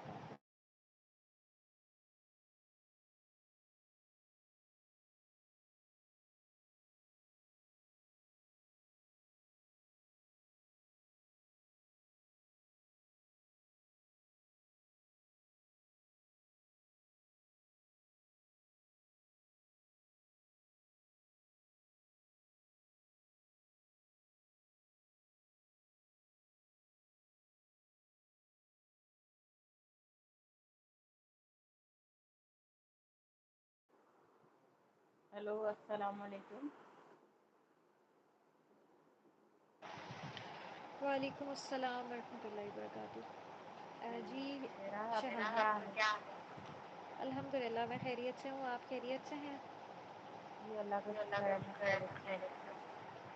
بس میری کلاسز مس ہو جاتی ہیں، کس وجہ سے مس ہوتی ہیں؟ کیونکہ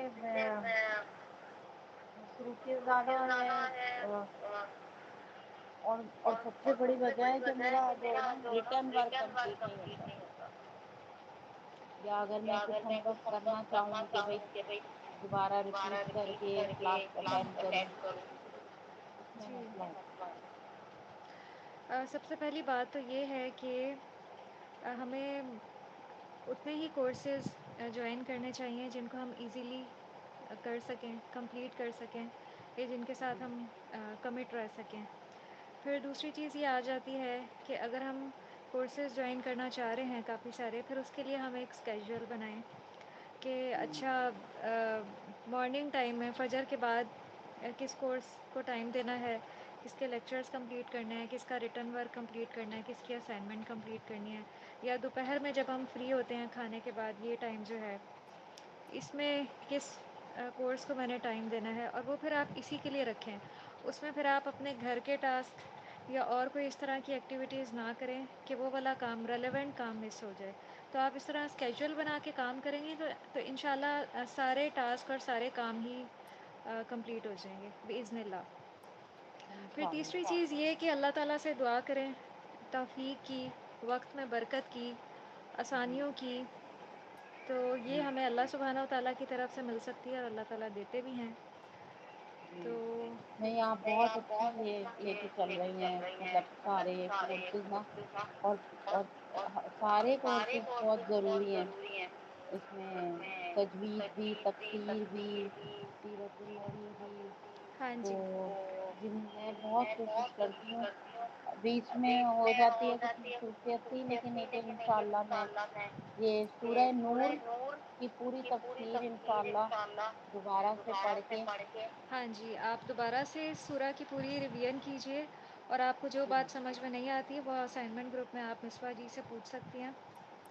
اچھا جی، لیکن آپ کلاسز میں ریگولر رہیں اور اپنا جی ریٹن ورک بھی ساتھ ساتھ کرتی رہیں، اور ریٹن ورک اسی لیے دیا جاتا ہے تاکہ آپ کا اس میں ایک فہم بنے، آپ کی انڈرسٹینڈنگ ڈیولپ ہو، تو جی اس میں آپ پھر زیادہ سے زیادہ ریڈ کر کے بھی اس کو بہتر بنا سکتی ہیں۔ ضروری نہیں ہے کہ جی آپ کو ریٹن ٹاسک ہی بہت زیادہ دیا جائے اور اسی میں آپ کا سارا ٹائم کنزیوم ہو جائے۔ اس کا اصل میں مقصد یہ ہوتا ہے کہ آپ کی انڈرسٹینڈنگ بلڈ ہو، تو وہ آپ اس طرح سے بھی سمجھتی ہیں آپ کر لیں۔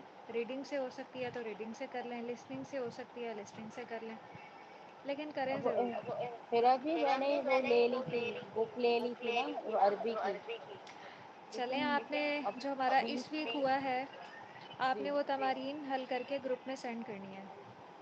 اور میں دیکھ انشاءاللہ رہی تھی کہ آپ نے بیسک عربک گرامر کا گروپ بھی جوائن کیا ہے، لیکن اس میں آپ نے اس ویک کا اسائنمنٹ سینڈ نہیں کی۔ میں بتا رہی ہوں، یہ جو 2 ہفتے نا میرے بہت مصروف گزرے، تو دراصل میرے لیکن جی لیکن کیا ہماری فجر کے بعد مصروفیت ہوتی ہے اگر ہم ارلی اٹھ جائیں؟ فجر کی نماز سے کچھ دیر جی پہلے جی اٹھ وہ جائیں، تو میں اٹھ 15 جاتی 20 ہوں، منٹ پہلے؟ بس وہ بیٹے نے یونیورسٹی جانا ہوتا ہے نا، تو دوپہر بس کا اس کے ٹائم بھی ہاتھ سے فری ہوتا ہے عام طور پہ کھانا کھانے کے بعد، دوپہر میں ہم نے کہیں آنا جانا نہیں ہوتا یا کوئی ہماری طرف نہیں آتا یا اور کوئی اس طرح، ہم چاہیں تو علم کے لیے یہ وقت بھی رکھ سکتے ہیں دوپہر کا، ایسا ہی ہے نا؟ چاہے جی جتنی بھی مصروفیت ہو، تو اپنی تمام مصروفیات کے ساتھ ہم نے یہ دین کو بھی لے کے چلنا ہے اور علم کو بالکل بھی لے کے چلنا ہے، اس جی کے ساتھ ہم میں نے کمٹمنٹ رکھنی ہے ضرور۔ جی انشاءاللہ، اور یہ جو سورہ یہ جو ابھی تفسیر قرآن کا کورس ہے، اس میں اس میں کون سے لیٹسٹ ہوم ورک ہے، وہ بھی میں دیکھ لوں گی گروپ میں۔ اس میں ہوم ورک کیا ہے؟ جی ابھی جیسے آج جو کلاس ہوئی ہے نا، یا پچھلے ہفتے کی جو کلاس ہوئی ہے اس میں۔ تفسیر کا میرا خیال ہے ہوم ورک تو ایز سچ نہیں دیا مصباح جی نے، لیکن پھر بھی آپ اسائنمنٹ گروپ میں پوچھ لیجیے گا۔ ٹھیک ہے، میں انشاءاللہ پوچھوں گی۔ ٹھیک ہے، جزاک اللہ خیر۔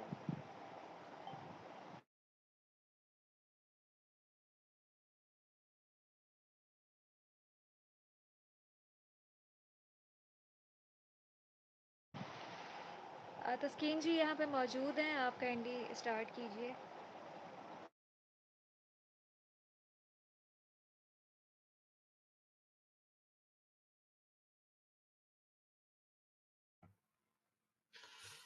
جی السلام علیکم ورحمۃ اللہ وبرکاتہ۔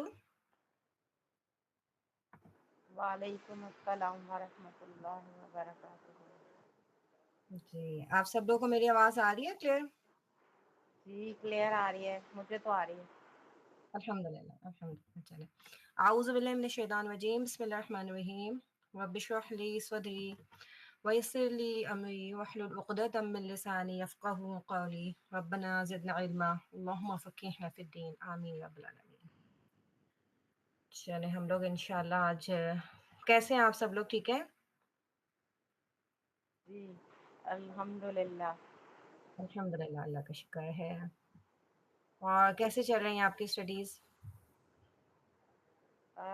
میں یہی بتا رہی تھی ہیرا کو کہ پچھلے 2 ہفتے کی نا میرے سے مس ہو گئی تھی کلاسز، جی تو جی جی اسی لیے جو ہے نا میں ایبسینٹ اس میں جا رہی تھی، تو اب یہ کہ انشاءاللہ میں ریگولر لوں گی کلاس نا۔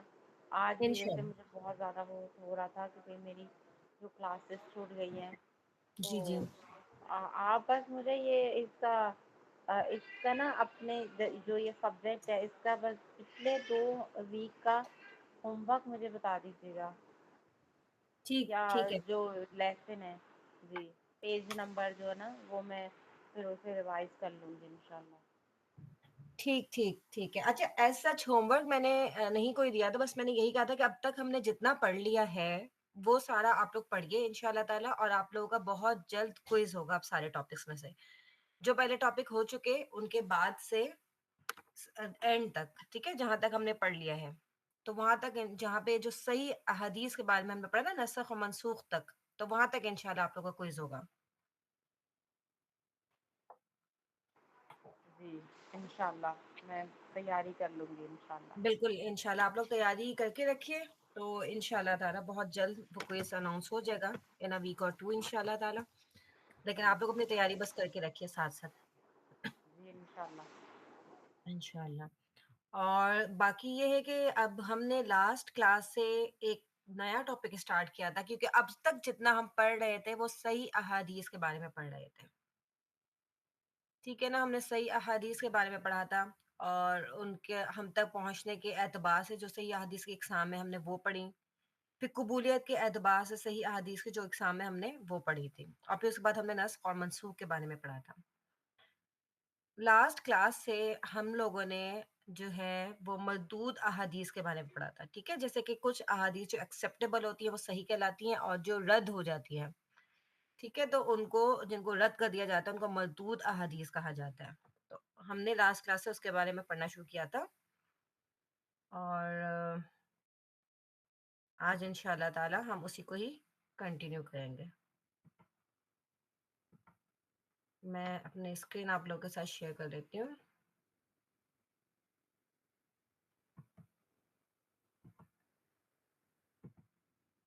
تو پھر ہم انشاءاللہ اس کو اسٹارٹ کرتے ہیں۔ آپ لوگوں کو کل جو لاسٹ کلاس ہم نے لی تھی اس میں کوئی مسئلہ تو نہیں ہوا؟ آپ میں سے کوئی ایسا ہے جو لاسٹ کلاس میں موجود تھا؟ میرے خیال سے یاسمین آپ بھی نہیں تھی لاسٹ کلاس میں؟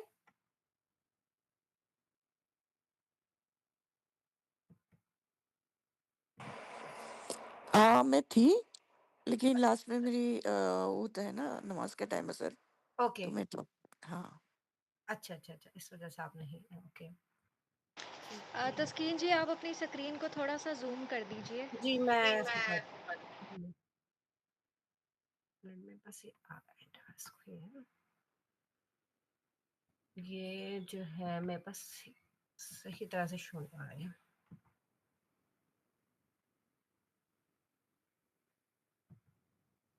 جی آپ لوگوں کو میرا نظر آ رہا ہے کلیئر نوٹس؟ تھوڑا سا اس کو زوم کر دیجئے، جو اوپر پلس کا سائن ہے نا وہاں سے، جی جی یہاں سے، اب نظر آ رہا ہے؟ جی اب ٹھیک ہے الحمدللہ۔ اوکے جزاک اللہ خیر، الحمدللہ۔ ٹھیک ہے، لاسٹ کلاس سے ہم لوگوں نے خبر مردود کے بارے میں پڑھنا شروع کیا تھا اور ہم نے اس کے بارے میں یہ پڑھا تھا کہ خبر مردود کیوں، کس وجہ سے کوئی بھی خبر مردود ہو جاتی ہے، کون سی ایسی وجوہات ہیں جن کی وجہ سے ہم کسی بھی حدیث کو رد کر دیتے ہیں، ٹھیک ہے۔ تو اس کی ایک جو میجر وجہ ہے وہ یہ ہے کہ اتصال سند، جیسے کہ ہم نے دیکھا کہ شرط ہے کسی بھی حدیث کے صحیح ہونے کی، شرط ہے اتصال سند، اور حسن ہونے کی بھی شرط ہے، ٹھیک ہے نا۔ تو اگر کوئی آپ کا راوی ساکت ہو جائے، ٹھیک ہے، اگر کوئی راوی آپ کا ہڈن ہے تو اس کی وجہ سے آپ کی جو سند ہے اس کا اتصال باقی نہیں رہتا، تو وہ حدیث آپ کی مردود ہو جاتی ہے، ٹھیک ہے۔ اور جو دوسری میجر وجہ ہے وہ ہے جو کسی بھی راوی میں جو کوئی بھی تان کے سبب، اس کی وجہ سے بھی آپ کی جو حدیث ہے وہ مردود ہو جاتی ہے، یعنی جو آپ کا راوی ہے اس کے جو کریکٹر ہے اس میں کوئی پرابلم ہو، ٹھیک ہے، اس کا کریکٹر صحیح نہ ہو، کہیں پہ کوئی نہ کوئی ایشوز ہو، تو اس کی وجہ سے بھی آپ کی جو حدیث ہے وہ مردود ہو جاتی ہے۔ اچھا اب جو ہم پڑھیں گے انشاءاللہ تعالی، ہم اس کو میں آپ کو بہت زیادہ ڈیٹیل میں نہیں پڑھاؤں گی، لیکن آپ لوگ کے پاس انشاءاللہ یہ نوٹس آپ کو دے دیے جائیں گے، اگر کوئی آپ میں سے چاہے تو وہ ان کو پڑھ کے، اور کوئی چیز اگر سمجھ میں نہ آئے تو آپ لوگ مجھ سے پرسنلی پوچھ سکتے ہیں، لیکن میں اتنا زیادہ آپ کو اس لیے نہیں پڑھاؤں گی کہ مجھے یہ لگ رہا ہے کہ آپ لوگ اوور برڈنائزڈ نہ ہو جائیں، کیونکہ ایک بالکل نیو ٹاپک ہے آپ لوگوں کے لیے، اور آپ لوگ الحمدللہ جو ہمارا میجر ہے وہ کور اپ کر چکے ہیں، تو اس میں سے ہم جو مردود احادیث ہیں ان کی سے موٹی موٹی جو اقسام ہیں صرف ان کے بارے میں انشاءاللہ تعالیٰ ہم پڑھیں گے. لیکن آپ میں سے اگر کسی کو شوق ہے کوئی پڑھنا چاہے تو اس کے پاس یہ نوٹس موجود ہوں گے, تو آپ لوگ اپنے طور پہ نوٹس کو انشاءاللہ تعالیٰ ڈیٹیل اسٹڈی کر سکتے ہیں. ٹھیک ہے. اچھا, باقی ہم نے یہ پڑھا. پھر یہ ہے کہ اگر کسی حدیث کی سند میں سکوت آ جائے, ٹھیک ہے, یعنی کوئی راوی وہاں سے ساکت ہو جائے, تو اس کی وجہ سے جو آپ کی حدیث جو مردود ہو جاتی ہے اس کی 6 اقسام ہیں. ٹھیک ہے, یہ جو ہم اقسام پڑھیں گے نا اس میں سے اسپیشلی جو پہلی 4 ہیں, ٹھیک ہے, یہ جو پہلی 4 ہیں یہ معلق, مرسل, معدل اور منقطع, یہ اسپیشلی آپ لوگوں کو آنی چاہیے انشاءاللہ کہ کس وجہ سے کوئی بھی حدیث معلق ہوتی ہے, کیا ہوتا ہے, یہ سب ان کی بیسک ڈیفینیشن آپ کو آنی چاہیے بس انشاءاللہ, جو ہم آج پڑھیں گے. ٹھیک ہے. باقی لاسٹ کلاس میں ہم نے ضعیف حدیث کی جو ہے وہ تعریف بھی پڑھ لیا تھا کہ وہ ضعیف حدیث وہ ہوتی ہے جس میں حسن حدیث کی جو ہے وہ ساری کی ساری صفات شامل نہ ہو. ہم نے پڑھا تھا جو حدیث وہ ہم نے پڑھا تھا صحیح ذاتی ہی, یہ سب سے اوپر درجے کی ہوتی ہے. اس کے بعد ہم نے پڑھا تھا کہ صحیح لی غیری ہی سیکنڈ درجے کی یہ آ جاتی ہے. اس کے بعد حسن لی ذاتی ہی وہ تھرڈ نمبر کی ہے, اور پھر حسن لی غیری ہی یہ چوتھے نمبر پر آ جاتی ہے. ٹھیک ہے نا. اب وہ چاروں احادیث جو میں نے ابھی آپ کو بتائی ہیں وہ چاروں کی چاروں مقبول ہیں, ٹھیک ہے, قابل حجت ہیں.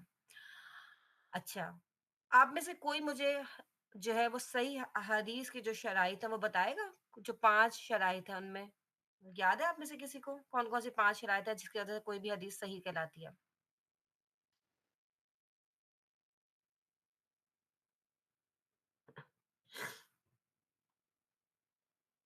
جی یاسمین, آپ کو یاد ہے 5 شرائط جو ہیں؟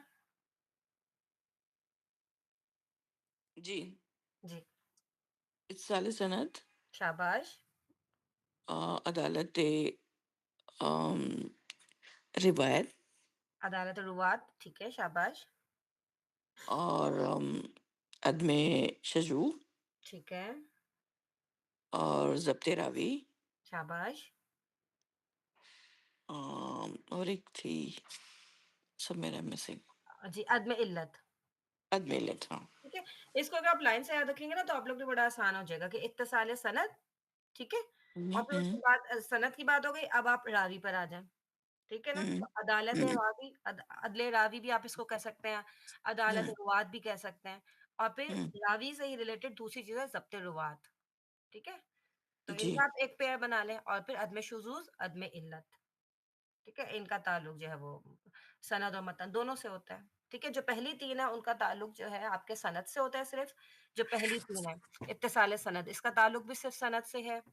عدالت الرواد, اس کا تعلق بھی صرف سند سے ہے. ٹھیک ہے, کیونکہ صرف سند میں ہی راوی موجود ہوتے ہیں نا. پھر ضبط جی رواد, اس کا تعلق بھی صرف سند سے ہے. اور آخر کی جو 2 ہے نا, عدم شذوذ اور عدم علت, ان کا تعلق سند سے بھی ہے اور متن سے بھی ہے. یعنی شذوذ آپ کا سند میں بھی ہو سکتا ہے اور متن میں بھی ہو سکتا ہے, اس طرح سے علت بھی آپ کی دونوں میں ہو سکتی ہے, جو ہم ڈیٹیل میں پڑھ چکے ہیں پہلے. ٹھیک ہے, اب ان میں سے اگر یہ ہیں آپ کی جو 5 شرائط, یہ کسی بھی حدیث کے صحیح ہونے کے لیے ہیں. ٹھیک ہے. اچھا, اب حسن حدیث کے بارے میں مجھے کون بتائے گا آپ میں سے؟ شہانہ, آپ کو یاد ہے حسن حدیث؟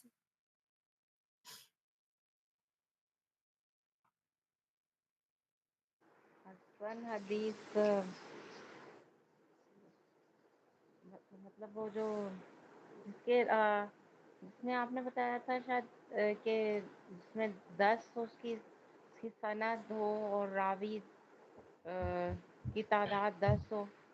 اچھا اچھا, دیکھیں ہم نے جو پڑھی تھی نا صحیح احادیث کی, جو ہم نے مختلف ٹائپس پڑھی تھی, وہ 2 طریقے سے پڑھی تھی. ایک اس طریقے سے پڑھی تھی جس طریقے سے احادیث ہم تک پہنچی ہیں.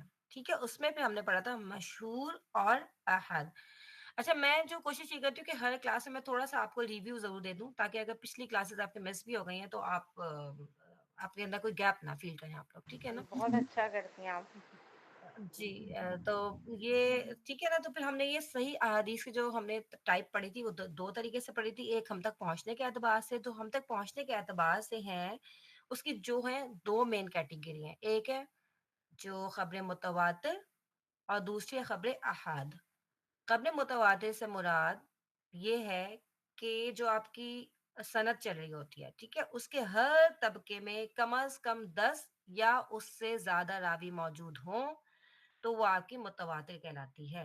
اور آپ یہ دیکھیں کہ یہ اس کے نام سے ہی ظاہر ہے، یہ ہم اردو میں بھی ورڈ یوز کرتے ہیں تواتر کا، ٹھیک ہے نا، آپ کو پتہ ہے کہ کوئی چیز تواتر سے آ رہی ہوتی ہے تو اٹ مینس کہ مسلسل، ٹھیک ہے، تواتر مسلسل سے نکلا ہے نا، اس کے میننگ مسلسل ہوتے ہیں، ٹھیک ہے نا۔ تو اب کس ہر طبقے میں، ٹھیک ہے، ہر طبقے میں 10 سے کم راوی نہیں ہونے چاہیے، کم از کم 10 یا اس سے زیادہ کتنے بھی ہو سکتے ہیں، ٹھیک ہے، اس سے زیادہ آپ کے 50 100 200 کتنے بھی ہو سکتے ہیں، لیکن کم نہیں ہونے چاہیے۔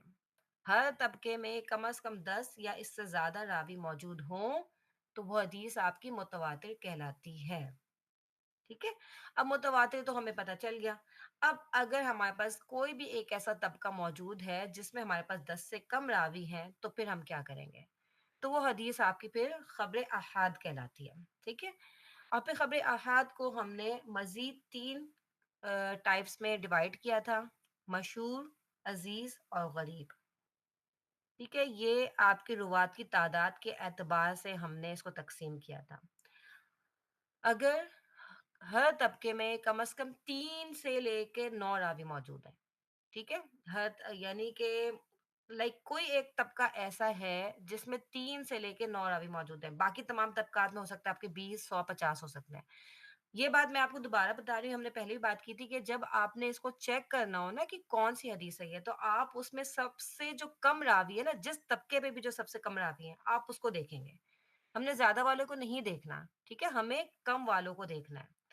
اگر کسی بھی ایک طبقے پہ ہمیں راوی مل گئے 3 اور باقی تمام طبقات پہ مل گئے ہمیں راوی 15 20 50 100 تو یہ حدیث آپ کی خبر مشہور کہلائے گی، ٹھیک ہے، کیونکہ کوئی ایک طبقہ ہمیں ایسا مل گیا جس میں راوی 3 تھے یا 4 تھے یا 5 تھے، یعنی 3 سے لے کے 9 تک کے تھے، تو وہ آپ کی خبریں مشہور کہلاتی ہے۔ اسی طرح سے اگر آپ کے کسی بھی ایک طبقے پہ اگر 2 راوی مل گئے آپ کو، ٹھیک ہے، یعنی 2 سے کم نہیں ہونے چاہیے، ٹھیک ہے، اور خبر مشہور میں 3 سے کم نہیں ہونے چاہیے، 3 یا پھر 3 سے زیادہ 9 تک ہو، ٹھیک ہے، لیکن صرف ایک طبقے کی بات ہے، ایسا نہ ہو کہ دیکھیں کوئی ایک طبقہ ہے جس میں ہمارے پاس 5 راوی ہے، کوئی طبقہ ہے 15 ہے، کسی میں 20 ہے، کسی میں 25 ہے، تو آپ کہیں کہ نہیں یہ تو خبریں جو ہے متواتر ہونی چاہیے کیونکہ اس میں تو 50 20 مل رہے ہیں۔ تو آپ نے جو ہے نا سب سے جو کم، جہاں پہ بھی کوئی بھی نمبر جو سب سے کم مل رہا ہے نا ہمیں اس کو دیکھنا ہوگا، ٹھیک ہے، کیونکہ ہمیں ہر طبقے کو دیکھنا ہے، صحیح ہے۔ تو ہر طبقے میں سے جو طبقے جس میں سب سے کم نمبر ہے ہم اس نمبر کو چیک کریں گے کہ وہ نمبر کون سی کیٹیگری میں فال کر رہا ہے، کہ آئدر وہ آپ کا مشہور میں جا رہا ہے یا عزیز میں جا رہا ہے یا غریب میں جا رہا ہے یا متواتر میں جا رہا ہے، ٹھیک ہے۔ یہاں تک اگر آپ لوگوں نے کوئی بات پوچھنا ہے تو آپ لوگ مجھ سے ساتھ ساتھ پوچھ سکتے ہیں۔ یہ آپ نے جو ہے نا خبر احد کے بارے میں جو بتایا ہے، خبر جی احد کے بارے میں جو بتایا ہے اس میں آپ نے بتایا نا کہ 3 ہونے چاہیے، جی، آ، 3 یا 9، ٹھیک ہے، 3 3 سے سے لے لے کر کے 9 تک، 3 جی سے لے کے 3 9 سے لے تک، کے 9 سب سے بتا میکسیمم 3 ہونے چاہیے۔ جی، کم از کم جو ہے آپ کے پاس 3 ہو، میکسیمم نہیں، منیمم آپ کے پاس 3 منیمم، ضرور ہو، اچھا 3 سے منیمم کم نہ ہو، 3 ٹھیک ہے، ٹھیک 3 ہے۔ سے کم نہیں ہونے چاہیے، کسی بھی طبقے میں 3 سے کم نہیں ہونے چاہیے، 3 اور سے لے کے 9 ہو سکتے ہیں اور 9 سے زیادہ بھی ہو سکتے ہیں۔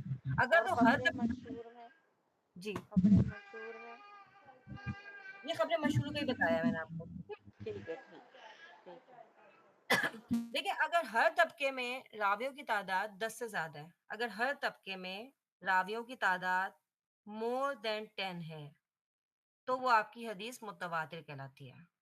یہاں تک سب کو کلیئر ہے؟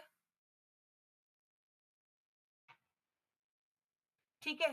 پھر اگر کسی بھی ایک طبقے میں اگر آپ کے راویوں کی تعداد 10 سے کم ہو جاتی ہے، 10 سے کم آپ کی کتنی ہو سکتی ہے؟ 1 سے لے کر 9 تک ہو سکتی ہے، ٹھیک ہے، 10 سے کم اگر ہم بات کریں تو آپ کے پاس 1 سے لے کر 9 تک ہو سکتی ہے۔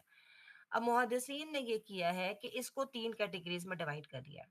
اگر کسی بھی ایک طبقے میں آپ کی راویوں کی تعداد 3 سے لے کر 9 تک پہنچ جاتی ہے، ٹھیک ہے، ہو سکتا ہے باقی طبقات میں وہ زیادہ ہوں۔ طبقات تو آپ سمجھتے ہیں نا، جیسے کوئی بھی حدیث ہوتی ہے اس کی پوری سند ہوتی ہے، چین آف نریشنز ہوتی ہیں، اس میں بہت سارے راوی مینشن ہوتے ہیں، تو وہ ہر راوی جو ہے ایک طبقہ کہلاتا ہے، ٹھیک ہے، طبقہ یعنی کوئی بھی زمانہ، اس طرح سے اس کو طبقہ کہتے ہیں، ٹھیک ہے، ایک زمانے کے جتنے بھی وہ ہوں گے نا موجود وہ سب آپ کا ایک طبقہ کہلاتا ہے۔ اچھا، اب اگر آپ کے کوئی ایک حدیث ہے اس کے کسی بھی ایک طبقے میں 10 سے کم ہے راوی، ٹھیک ہے، لیکن 10 سے کم ہے، لیکن وہ کتنے، 4 ہیں یا 5 ہیں یا 6 ہیں، تو وہ آپ کی حدیث مشہور کہلاتی ہے۔ اب کوئی آپ نے حدیث لے لی جس کے کسی ایک طبقے میں راویوں کی تعداد صرف 2 ہے، ٹھیک ہے، صرف ایک طبقے کی میں بات کر رہی ہوں، آپ یہ نہیں دیکھیں گے کہ ہر طبقے میں 2 ہونے چاہیے، ایسا نہیں ہوگا۔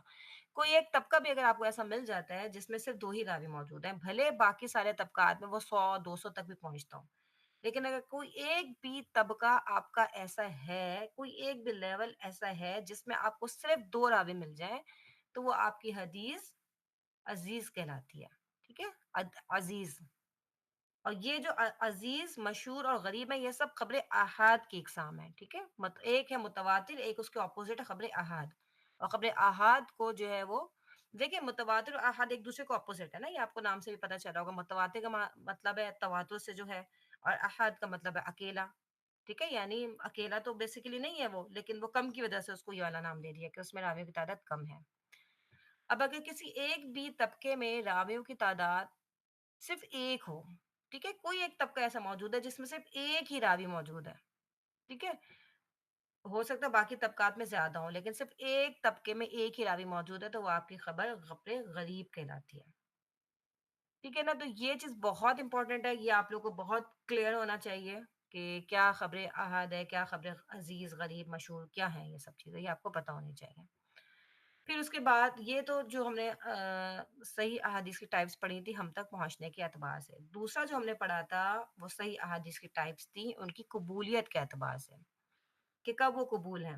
تو اس کے لیے ہم نے 4 کیٹیگریز پڑھی تھی، صحیح لی ذاتی ہی، صحیح لی غیری ہی، حسن لی ذاتی ہی اور حسن لی غیری ہی، ٹھیک ہے، یہ ہم نے 4 پڑھی تھی قبولیت کے اعتبار سے، کہ یہ ان میں سے کوئی بھی حدیث ہوگی تو وہ قابل قبول ہوگی، قابل حجت ہوگی، ٹھیک ہے، چاہے وہ صحیح لذاتی۔ اچھا، پھر میں تھوڑا سا ان کا بھی آپ کو بتا دیتی ہوں کہ صحیح لذاتی ہی وہ حدیث ہوتی ہے جو بالکل اس میں ساری کی ساری جو شرائط ہیں صحیح حدیث کی 5 شرائط، وہ بالکل صحیح طریقے سے اس کے اندر موجود ہوں، تو وہ صحیح لذاتی ہی حدیث کہلاتی ہے، ٹھیک ہے۔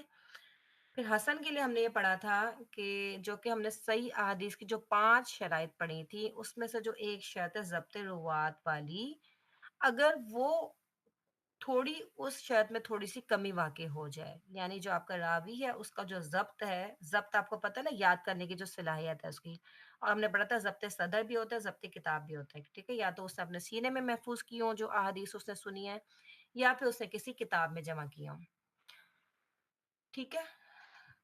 تو اگر اس کے ضبط میں تھوڑی سی کمی ہو جائے، اور ہم نے یہ بات کی تھی کہ یہ بہت معمولی کمی ہوگی، ٹھیک ہے، یعنی کہ بہت زیادہ نہیں، ایسا نہیں کہ اگر اس نے 200 احادیث یاد کیا تو اس کو 100 یاد ہے 100 بھول گیا، یا 150 یاد ہے 50 بھول گئے، ایسا نہیں ہونا چاہیے۔ اگر سپوز 200 احادیث یاد کیا تو صرف 3 4 احادیث میں تھوڑا بہت ان کو ڈاؤٹ ہو گیا، ٹھیک ہے، یہ فار ایگزامپل میں آپ کو دے رہی ہوں، ٹھیک ہے نا۔ تو اگر ضبط میں معمولی سی کمی آ جائے تو وہ حدیث آپ کی صحیح نہیں رہتی بلکہ حسن کے درجے پہ چلی جاتی ہے، تو وہ آپ کی حسن لی ذاتی ہی کہلاتی ہے۔ اب اگر آپ کے پاس ایک سے زیادہ احادیث مل جائیں جو کہ حسن ذاتی ہی ہوں، ٹھیک ہے، یعنی ایک آپ کو ملی اس میں ایک راوی کے ضبط میں تھوڑی سی کمی تھی، وہی سیم متن آپ کو ایک اور سند سے مل گیا جس میں مزید ایک اور آپ کو ملا راوی جس میں اس کے ضبط میں تھوڑی سی کمی تھی، ٹھیک ہے، تو 2 حسن ذاتی ہی مل کے ایک صحیح لی غیری بن جاتی ہیں، کیونکہ ظاہر ہے آپ کو پتہ ہے کہ جو راوی ہے اس کے ضبط میں بہت معمولی سی کمی ہے، ٹھیک ہے نا، بہت ایسا نہیں کہ اس کو ہم ریجیکٹ کر دیں گے، پھر آپ کو وہی متن ایک اور حدیث سے مل گیا، تو اٹ مینس کہ اس کی جو آپ کی ایک بات ہے اس کی جو امپورٹنس ہے وہ بڑھ گئی، اس کی جو آتھینٹسٹی ہے وہ اب بڑھ گئی، ٹھیک ہے، کیونکہ وہی سیم بات ہمیں ایک اور چین سے بھی مل گئی ہے، تو اس کی وجہ سے وہ اس کا درجہ حسن لی ذاتی سے اٹھ کے وہ صحیح لی غیری ہی بن جاتی ہے، ٹھیک ہے۔ پھر اس کے بعد آپ کی جو ہے حسن لی غیری ہو جاتی ہے، تو حسن لی غیری میں ہوتا ہے کہ کوئی حدیث جو ضعیف ہو، اور اس میں ہم نے بات کی تھی کہ اس کا جو ضعف ہے وہ بہت ہی معمولی سا ہے، ٹھیک ہے، بہت معمولی ضعف ہے، یعنی کوئی راوی کاذب ہے، یہ معمولی ضعف نہیں ہے تو بہت بڑا ہے، ٹھیک ہے، لیکن اگر اس کے سند میں تھوڑا سا کہیں پہ کوئی وہ ہو گیا کہ ایک سند ہمیں ملی جس میں کہ کوئی راوی جو ہے وہ مجہول تھا، کوئی راوی غائب تھا وہاں سے، ٹھیک ہے، کوئی راوی ساکت تھا، لیکن وہی سیم متن ہمیں ایک اور حدیث سے بھی مل گیا، ٹھیک ہے، جہاں پہ وہ اس جگہ کا راوی تو موجود تھا کہیں اور اس کی کوئی چھوٹی سی کوئی پرابلم تھی، تو اس طرح سے اگر جو 2 3 4 ہمیں ضعیف احادیث مل جاتی ہیں تو وہ مل کے ایک دوسرے کو تقویت دے دیتی ہیں، ایک دوسرے کو طاقت دے دیتی ہیں، ایک دوسرے کو پاور دے دیتی ہیں، تو پھر وہ حسن لی غیری ہی بن جاتی ہیں. ٹھیک ہے نا. تو یہ اب تک جو ہم نے پڑھا یہ اس کا بالکل ایک سمری تھی. اب ہم یہ پڑھ رہے ہیں کہ ہمارے پاس کوئی حدیث مردود کب ہوتی ہے. اس سے پہلے ہم نے مقبول کے بارے میں پڑھا، مقبول، اور اب ہم پڑھ رہے ہیں مردود کے بارے میں کہ کوئی بھی حدیث مردود کب ہوتی ہے. ٹھیک ہے. پھر کسی بھی حدیث کے ضعیف ہونے کے ہم نے جو دو بڑی وجوہات پڑھی ہیں وہ یہی ہے کہ اس کی سند میں انقطاع ہو. ٹھیک ہے. جیسے کہ اتصال نہ ہو، سند آپ کی جڑی نہ ہو، سند میں کوئی گیپ آ گیا ہو. ٹھیک ہے. تو وہ حدیث آپ کی ضعیف ہو جاتی ہے. یا پھر آپ کا جو راوی ہے اس میں کوئی طعن ہو. ٹھیک ہے. اس کے کریکٹر میں کوئی پرابلم ہو تو وہ پھر آپ کی حدیث جو ہے وہ ضعیف ہو جاتی ہے. ٹھیک ہے. تو یہ ضعیف کے بارے میں صرف آپ کو بہت موٹی موٹی بیسک باتیں بتاؤں گی بس کہ کیا ہے اس میں.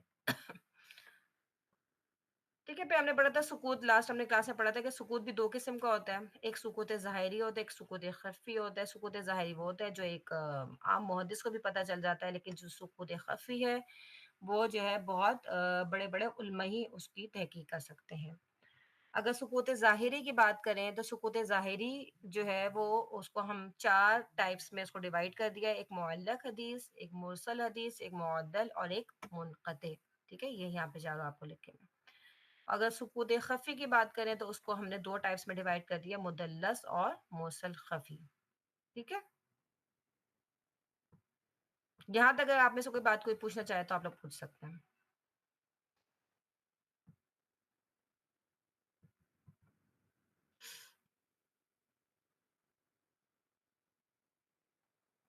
جی کسی کا کوئی سوال ہے تو آپ لوگ کر سکتے ہیں ورنہ ہم لوگ آگے چلتے ہیں.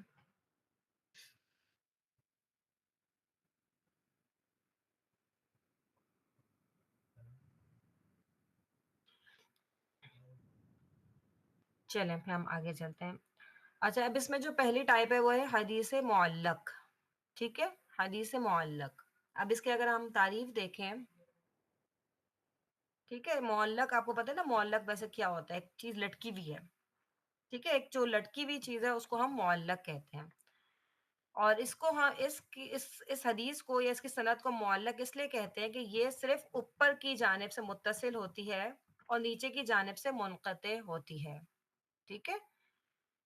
اب آپ کو یہ بھی ہم بتائیں گے کہ اوپر کی جانب کیا ہے اور نیچے کی جانب کیا ہے. ٹھیک ہے. اصطلاح میں اگر آپ دیکھیں معلق کے معنی تو اصطلاح میں جو ہے وہ حدیث ہے جس کی سند کے شروع سے ایک یا زیادہ راوی لگاتار حذف ہوں. ٹھیک ہے. کوئی بھی حدیث جس کی سند کے شروع سے ایک یا اس سے زیادہ راوی جو ہے وہ لگاتار مسلسل اگر آپ کے حذف ہوں، مسلسل غائب ہوں، موجود نہ ہوں، تو وہ حدیث آپ کی معلق حدیث کہلاتی ہے. اچھا اب حدیث کے شروع سے کیا مراد ہے؟ آپ میں سے کون مجھے بتائے گا حدیث کے شروع سے کیا مراد ہے، یعنی سند کے شروع سے کیا مراد ہے؟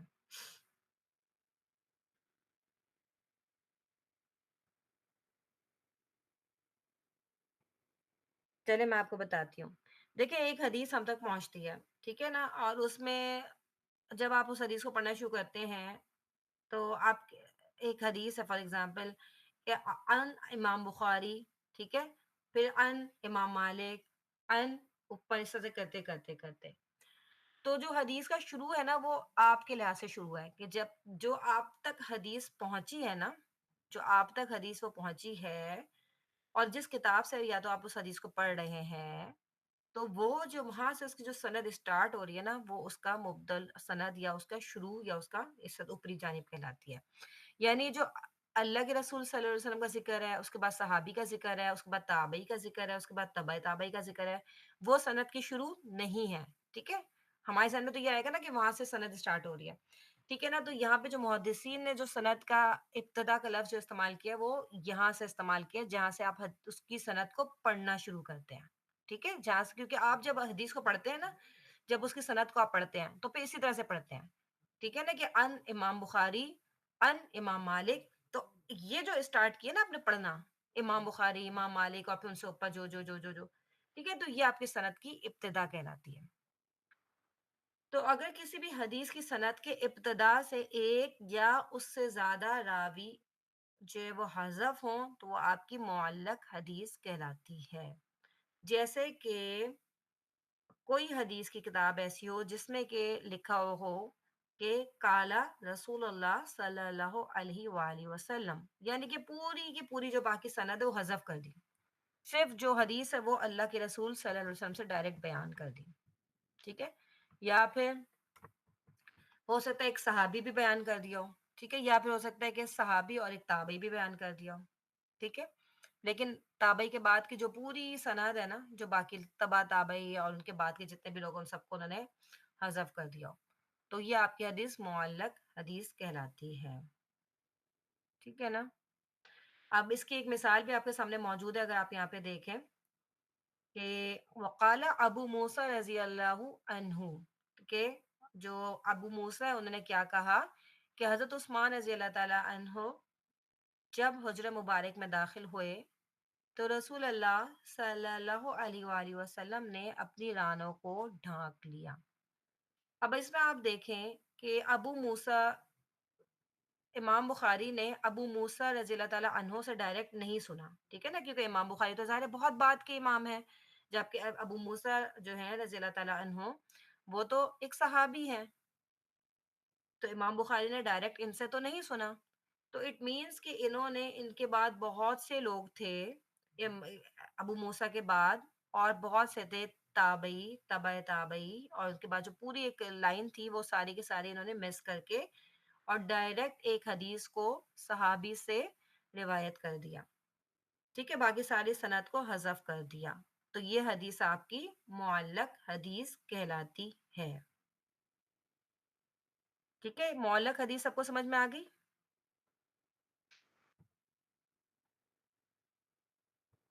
کوئی ایک آپ میں سے مجھے بتائے کہ معلق حدیث کیا ہوتی ہے.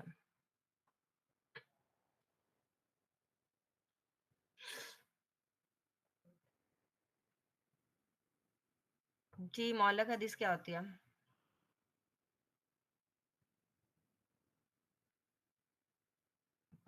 جی، کون بتائے گا مجھے؟ یاسمین، آپ کو سمجھ میں آیا؟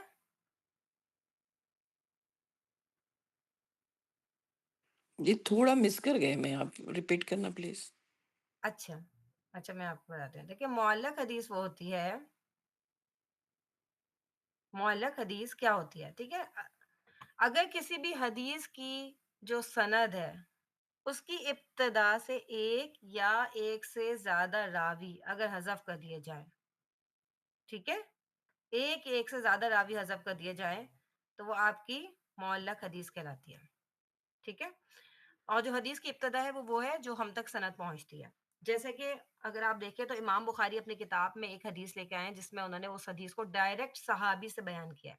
اب آپ مجھے یہ بتائیں کہ کیا امام بخاری کا ان صحابی سے ملنا یا ان سے سمع کرنا ثابت ہے؟ نہیں، کیوں؟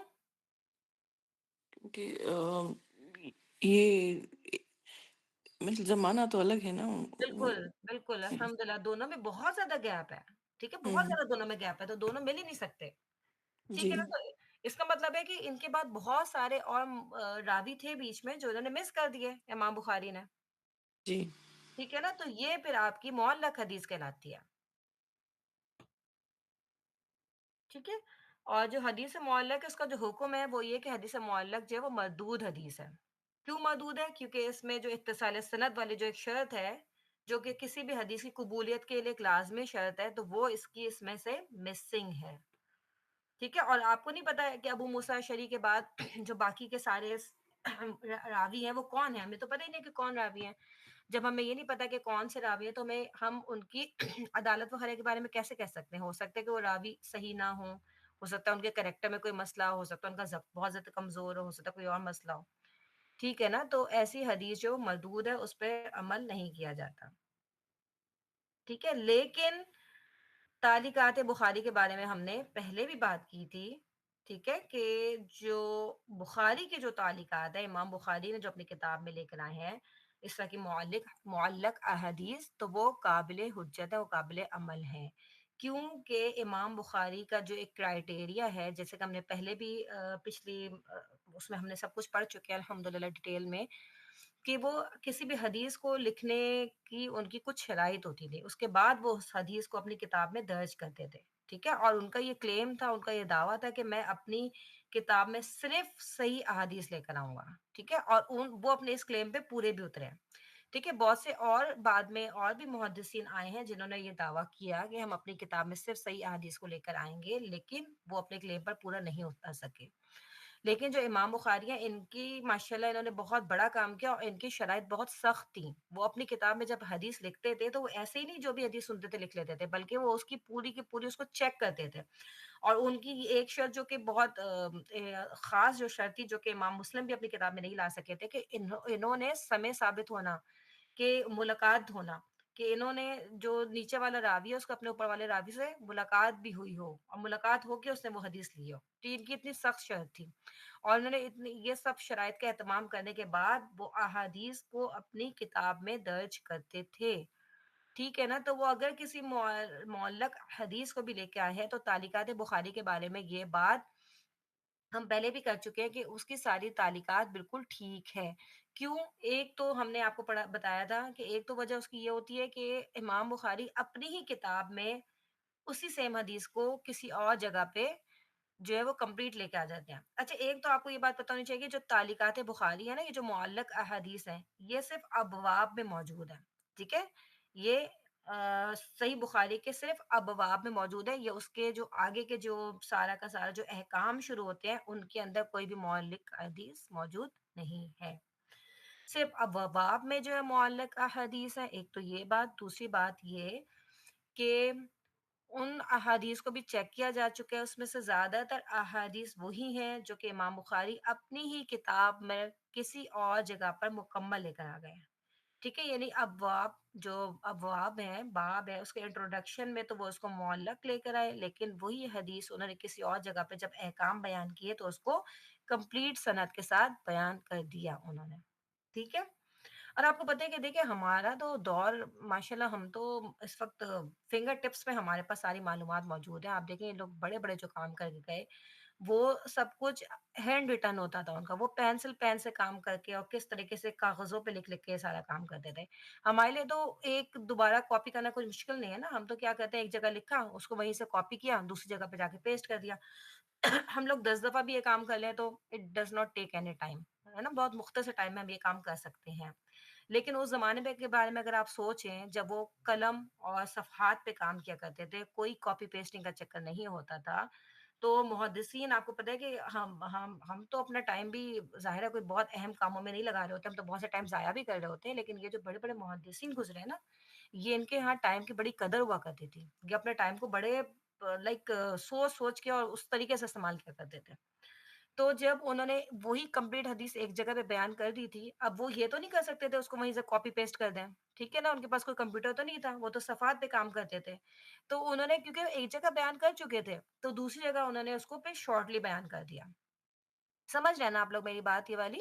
ٹھیک ہے نا؟ ان کے پاس تو کاپی پیسٹ کا چکر نہیں تھا۔ اب وہ اگر ریپیٹیشن انہوں نے نہیں کی کہ میں بار بار ریپیٹ کروں کہ وہاں پہ میں نے پوری سند بیان کر دی، میں دوبارہ ایک اور جگہ پہ پوری سند بیان کروں، تو انہوں نے پھر ابواب کے انٹروڈکشن میں ایسا کیا کہ صرف اس کی ڈائریکٹ معلق اس کو بیان کر دیا، ڈائریکٹ پیارے نبی صلی اللہ علیہ وسلم کے نام سے اس کو بیان کر دیا اس حدیث کو، ٹھیک ہے؟ لیکن وہ کسی اور جگہ پہ وہ کمپلیٹ حدیث موجود تھی، ٹھیک ہے؟ اور اس کے علاوہ جیسے ہم نے پہلے بات کی تھی کہ صرف 160 احادیث ایسی موجود ہیں جو ہمیں ان کی کتاب میں کسی اور جگہ پہ نہیں ملتی، لیکن ان احادیث کو بھی، ان پہ بھی پوری ریسرچ ہو چکی ہے کہ وہ بھی ساری کی ساری صحیح احادیث ہیں، ٹھیک ہے نا؟ تو صحیح بخاری کی جو تمام معلقات ہیں وہ بھی بالکل ٹھیک ہیں، اس میں کوئی ڈاؤٹ نہیں ہے۔ ویسے اگر آپ کو کسی اور کتاب میں کوئی معلق حدیث ملتی ہے تو وہ قابل حجت نہیں ہے، قابل عمل نہیں ہے، ٹھیک ہے؟ لیکن جو صحیح بخاری ہے اس کی ساری معلقات بھی درست ہیں، ٹھیک ہے؟ یہاں تک کسی کو کوئی بات پوچھنی ہے تو آپ لوگ پوچھ سکتے ہیں۔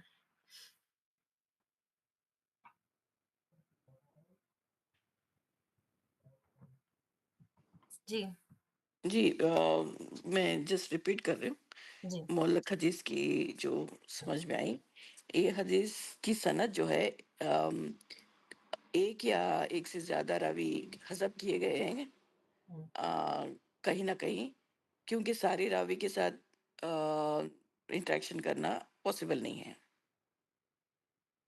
رائٹ؟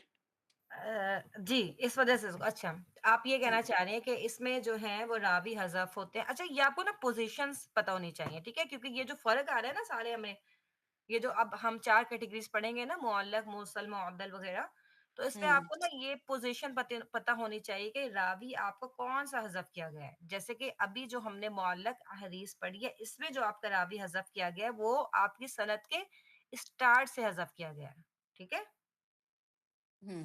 کیونکہ ابھی جو ہم پڑھ رہے ہیں نا یہ چاروں کیٹیگریز، اس میں راوی ہی حذف کیے گئے ہیں، ٹھیک ہے نا، یہ چاروں ہیں وہی جس میں راوی کو ہی ساکت کیا گیا ہے، ٹھیک ہے نا. اب راوی کو کون سی پوزیشن سے ساکت کیا گیا ہے یہ اس کی بیس پہ کیٹیگریز بنائی ہیں، ٹھیک ہے، صرف ڈپینڈنگ آن دا پوزیشنز. تو اگر ابتدا سے اگر کوئی راوی آپ کا ساکت ہے، اگر ابتدا سے سند کے اسٹارٹ سے، تو وہ آپ کی معلق حدیث ہو جائے گی، ٹھیک ہے، اچھا، اگر یہ ابتدا سے. ہاں ابتدا سے. جی آپ اس کو یہ سمجھ لیں کہ آپ نے کوئی ایک چیز جو ہے وہ چھت سے آپ نے لٹکا دی، لیکن وہ آپ کی زمین تک نہیں پہنچ رہی، بس چھت سے لٹک کے بیچ میں بیچاری رک گئی ہے وہ نا چیز، ٹھیک ہے نا، تو اس کو آپ کہتے ہیں یہ معلق ہو گئی، ٹھیک ہے نا. تو آپ کس جگہ پہ کھڑے ہیں، آپ چھت پہ کھڑے ہیں یا فلور پہ کھڑے ہیں؟ فلور پہ کھڑے ہیں تو آپ فلور پہ کھڑے ہیں، تو آپ کی ابتدا کیا بنے گی، آپ کا اسٹارٹ کیا بنے گا، چھت بنے گی یا فلور بنے گا؟ فلور بنے گا نا. ایگزیکٹلی فلور بنے گا نا. تو آپ کی جو ابتدا ہے نا وہاں سے وہ جو آپ نے رسی باندھی تھی یا کچھ بھی تھا وہ وہاں سے ٹوٹا ہوا ہے، آپ کی ابتدا سے وہ رسی آپ تک نہیں پہنچ رہی، ٹھیک ہے نا، آپ کے فلور تک وہ رسی نہیں پہنچ رہی، تو اٹ مینس کہ آپ کی ریچ وہاں تک نہیں ہو رہی ہے، ٹھیک ہے نا. تو کیونکہ آپ کی ابتدا سے وہ سند غائب ہے تو وہ چھت کے ساتھ ایک چیز لٹکی ہوئی ہے، وہ معلق ہو گئی.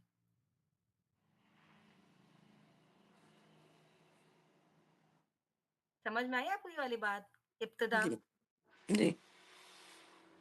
ٹھیک ہے الحمدللہ، ٹھیک ہے نا. تو کوئی بھی سند کی ابتدا سے اگر ایک یا اس سے زیادہ راوی حذف ہوں تو وہ حدیث آپ کی معلق حدیث کہلاتی ہے. یہ بالکل بس سمپل، آپ اس کی ایک لائن کی ڈیفینیشن آپ یاد رکھ سکتے ہیں، ٹھیک ہے نا، کہ سند کی ابتدا سے ایک یا زیادہ راوی، اور ابتدا اصل میں کنفیوژن آپ کو ہوگی ابتدا میں، ٹھیک ہے، ہم سوچتے ہیں کہ شاید ابتدا نبی پاک صلی اللہ علیہ وسلم، ان کے بعد صحابی، پھر ان کے بعد تو وہ نہیں، آپ کی ابتدا ہے آپ سے. بس یہ آپ ایک کنفیوژن کو دور کر لیں، ٹھیک ہے، یہ آپ کو پتا ہونا چاہیے کہ ابتدا کہاں سے ہو رہی ہے. جی تو سند کے سٹارٹ سے راوی مسنگ ہے جی تو اور باقی چین کمپلیٹ ہے تو وہ معلق حدیث کہلائے گا. ایگزیکٹلی ٹھیک ہے. اور کبھی کبھی تو آپ کو پتا ہے کہ پوری کی پوری وہ سند حذف کر دیتے ہیں، ڈائریکٹ جا کے صرف صحابی سے بیان کر دیتے ہیں، جیسے کہ ابھی ہم نے پڑھی اوپر ایک بخاری کی حدیث. کبھی کبھی وہ تابعی بھی لکھ دیتے ہیں، صحابی بھی لکھ دیتے ہیں، لیکن اس کے نیچے کی پوری سند حذف کر دیتے ہیں، ٹھیک ہے نا. تو یہ اور کبھی یہ ہوتا ہے کہ پوری کی پوری سند لکھ دی، صرف ابتدا میں 2 4 راوی ہیں وہاں سے ان کو غائب کر دیا، ٹھیک ہے نا. تو خیر وہ حدیث آگے بھی مردود ہو جاتی ہے، ٹھیک ہے. لیکن معلق جو احادیث بخاری میں موجود ہیں وہ سب قابل عمل ہیں، قابل حجت ہیں، ٹھیک ہے. جی اچھا اب اس کے بعد جو دوسری ٹائپ ہمارے پاس وہ مرسل حدیث ہے. میں بہت زیادہ نہیں آپ کو پڑھاؤں گی کیونکہ مجھے ہو رہا ہے کہ آپ لوگ پہ کنفیوز نہ ہو جائیں، ٹھیک ہے. معلق حدیث بس آپ لوگ یاد رکھیں ایک چھت سے لٹکی ہوئی چیز ہے، ٹھیک ہے، معلق ہے وہ لٹکی ہوئی چیز ہے. تو اس کی ابتدا سے آپ کے جو راوی اگر حذف ہو رہے ہیں ابتدا سے تو وہ آپ کی معلق حدیث ہے. اب ہم صرف ایک مرسل حدیث اور کریں گے، پھر اس کے بعد ہم انشاءاللہ کلاس کو اینڈ کریں گے کہ مرسل حدیث کیا ہوتی ہے، ٹھیک ہے. مرسل حدیث اگر آپ اصطلاحی اس کی تعریف دیکھیں تو جس کی سند کے آخر سے تابعی کے بعد کا راوی، یعنی سند سے صحابی رضی اللہ تعالی عنہ کا نام ثابت ہو، یعنی پوری کی پوری سند آپ کے پاس موجود ہے، ٹھیک ہے، پوری سند آپ کے پاس موجود ہے، امام بخاری ان امام مالک ان اور جتنے بھی لوگ ہیں وہ سب موجود ہیں، لیکن آپ کا جو تابعی کے بعد جو ہے نا، تابعی کے بعد اوپر تابعی اور پیارے نبی صلی اللہ علیہ وآلہ وسلم کے درمیان وہ چیز آپ کی مسنگ ہے.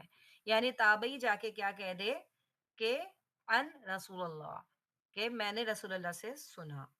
اب ظاہر ہے تابعی تو رسول اللہ صلی اللہ علیہ وسلم سے نہیں سن سکتے کیونکہ دونوں کے زمانوں میں بہت زیادہ گیپ ہے، جبھی تو وہ تابعی ہیں، ٹھیک ہے نا. تابعی کی تو ہم نے پوری ڈیفینیشن پہلے پڑھ چکے ہیں. ٹھیک ہے، تو اب اگر بیچ میں تابعی اور رسول پاک صلی اللہ علیہ وآلہ وسلم کے درمیان سے اگر کوئی راوی حذف ہو تو وہ حدیث آپ کی مرسل حدیث کہلاتی ہے. ٹھیک ہے، باقی ساری کی ساری آپ کے پاس سند موجود ہے، لیکن صرف تابعی اور رسول پاک صلی اللہ علیہ وآلہ وسلم کے جو درمیان میں وہ راوی حذف ہیں، تو وہ آپ کی حدیث مرسل کہلاتی ہے. ٹھیک ہے، ایک اس کی مثال بھی ہم دیکھ لیتے ہیں. حدیث مرسل کی مثال جو ہے وہ امام مسلم نے اپنی صحیح میں لے کے آئے ہیں، کتاب البیوع میں لے کر آئے ہیں وہ. اور وہ کیا ہے کہ امام مسلم کیا کہتے ہیں کہ مجھے محمد بن رافع نے، وہ مجھے کہتے کہ انہیں حجین نے، اور پھر وہ کہتے کہ ہمیں لیس نے عقیل سے، انہوں نے ابن شہاب زہری سے، اور انہوں نے ایک مشہور تابعی حضرت سعید بن مسیب سے بیان کیا. ٹھیک ہے، اچھا اب کیا ہوا کہ جو یہ تابعی ہیں حضرت سعید بن مسیب جو ہیں یہ ایک تابعی ہیں، انہوں نے کیا کہا کہ نبی پاک صلی اللہ علیہ وسلم نے بے مزابنہ سے منع فرمایا. اب ظاہر ہے یہ جو صحابی ہیں آپ کے حضرت سعید بن مسیب، آلدو کہ بہت بڑے جلیل القدر صحابی ہیں، لیکن انہوں نے اپنے اور نبی پاک صلی اللہ علیہ وسلم کے درمیان میں جو ایک راوی ہے، ایک یا ایک سے زیادہ راوی، ان کو حذف کر دیا. ٹھیک ہے، ان کو ذکر نہیں کیا. ٹھیک ہے، تو یہ راوی یہ حدیث آپ کی مرسل حدیث کہلاتی ہے.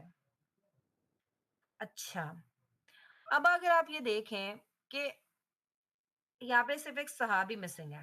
ٹھیک ہے، اگر بظاہر آپ کو کیا لگ رہا ہے کہ ایک صحابی مسنگ ہے، اور اگر صحابی مسنگ بھی ہو تو یہ حدیث آپ کی قابل حجت ہونی چاہیے. کیوں؟ آپ میں سے کوئی اس کا جواب دے سکتا ہے؟ اگر صرف صحابی مسنگ ہے تو یہ حدیث آپ کی قابل حجت ہونی چاہیے. کیوں؟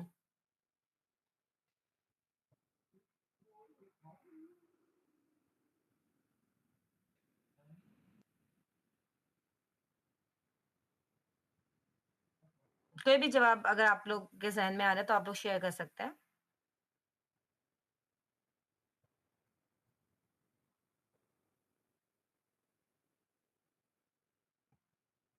اچھا دیکھیں، اگر صرف ایک صحابی مسنگ ہے نا تو آپ کی حدیث قابل حجت ہے، قابل عمل ہے، بالکل ٹھیک ہے. کیوں؟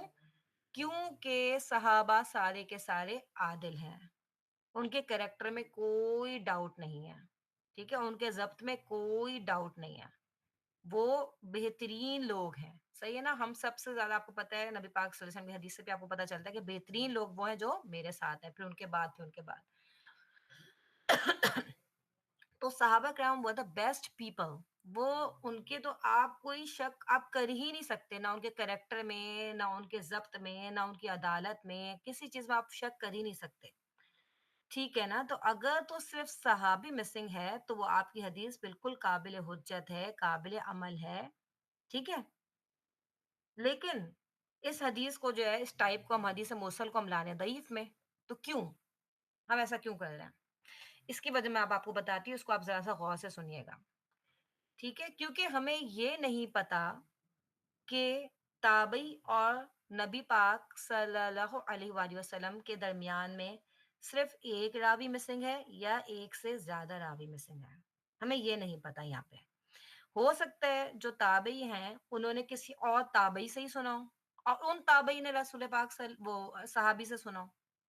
ٹھیک ہے، کیونکہ یہاں پہ ایک تابعی جو ہے نا وہ ڈائریکٹ جو ہے رسول پاک صلی اللہ علیہ وسلم سے بیان کریں. اب یہ تابعی آپ کے نا چھوٹے تابعی بھی ہو سکتے ہیں، ہو سکتا ہے کوئی چھوٹی ایج کے تابعی ہوں جنہوں نے اپنے بڑی ایج کے تابعی سے سنا ہو، اور پھر انہوں نے کسی صحابی سے سنا ہو. تو ہمیں یہ نہیں پتا کہ بیچ میں جو مسنگ راوی ہیں وہ کتنے ہیں، ایک ہیں یا دو ہیں.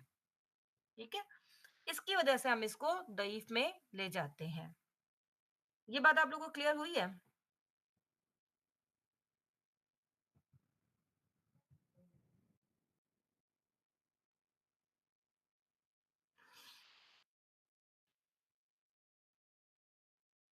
جی، آپ نے سے کوئی مجھے بتایا کہ یہ بات آپ کو کلیئر ہوئی ہے؟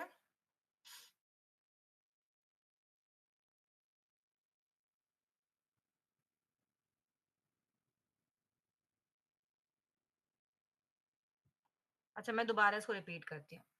ٹھیک ہے، مرسل حدیث وہ ہوتی ہے ٹھیک ہے، موصل حدیث وہ ہوتی ہے جس میں تابعی اور رسول پاک صلی اللہ علیہ وآلہ وسلم کے درمیان سے راوی حذف ہوں. ٹھیک ہے، ہم نے جو اس سے پہلے پڑھی تھی معلق حدیث، اس میں ہم نے پڑھا تھا کہ کسی بھی سند کے ابتدا سے، اسٹارٹ سے اگر کوئی راوی مسنگ ہوں گے تو وہ معلق ہوتی ہے. اب ہم موصل حدیث پڑھ رہے ہیں تو موصل وہ ہوتی ہے کہ جس میں تابعی اور رسول پاک صلی اللہ علیہ وسلم کے درمیان سے راوی حذف ہوں. اچھا، اب اگر تو صرف صحابی حذف ہے نا، تو پھر تو یہ حدیث آپ کی قابل قبول ہونی چاہیے، کیونکہ صحابی تو آپ کو پتہ ہے ان کا کریکٹر وغیرہ بالکل ٹھیک ہے، لیکن اب ہمیں یہاں پہ یہ نہیں پتا کہ یہاں پہ صرف ایک راوی حذف ہے یا ایک سے زیادہ ساکت ہے.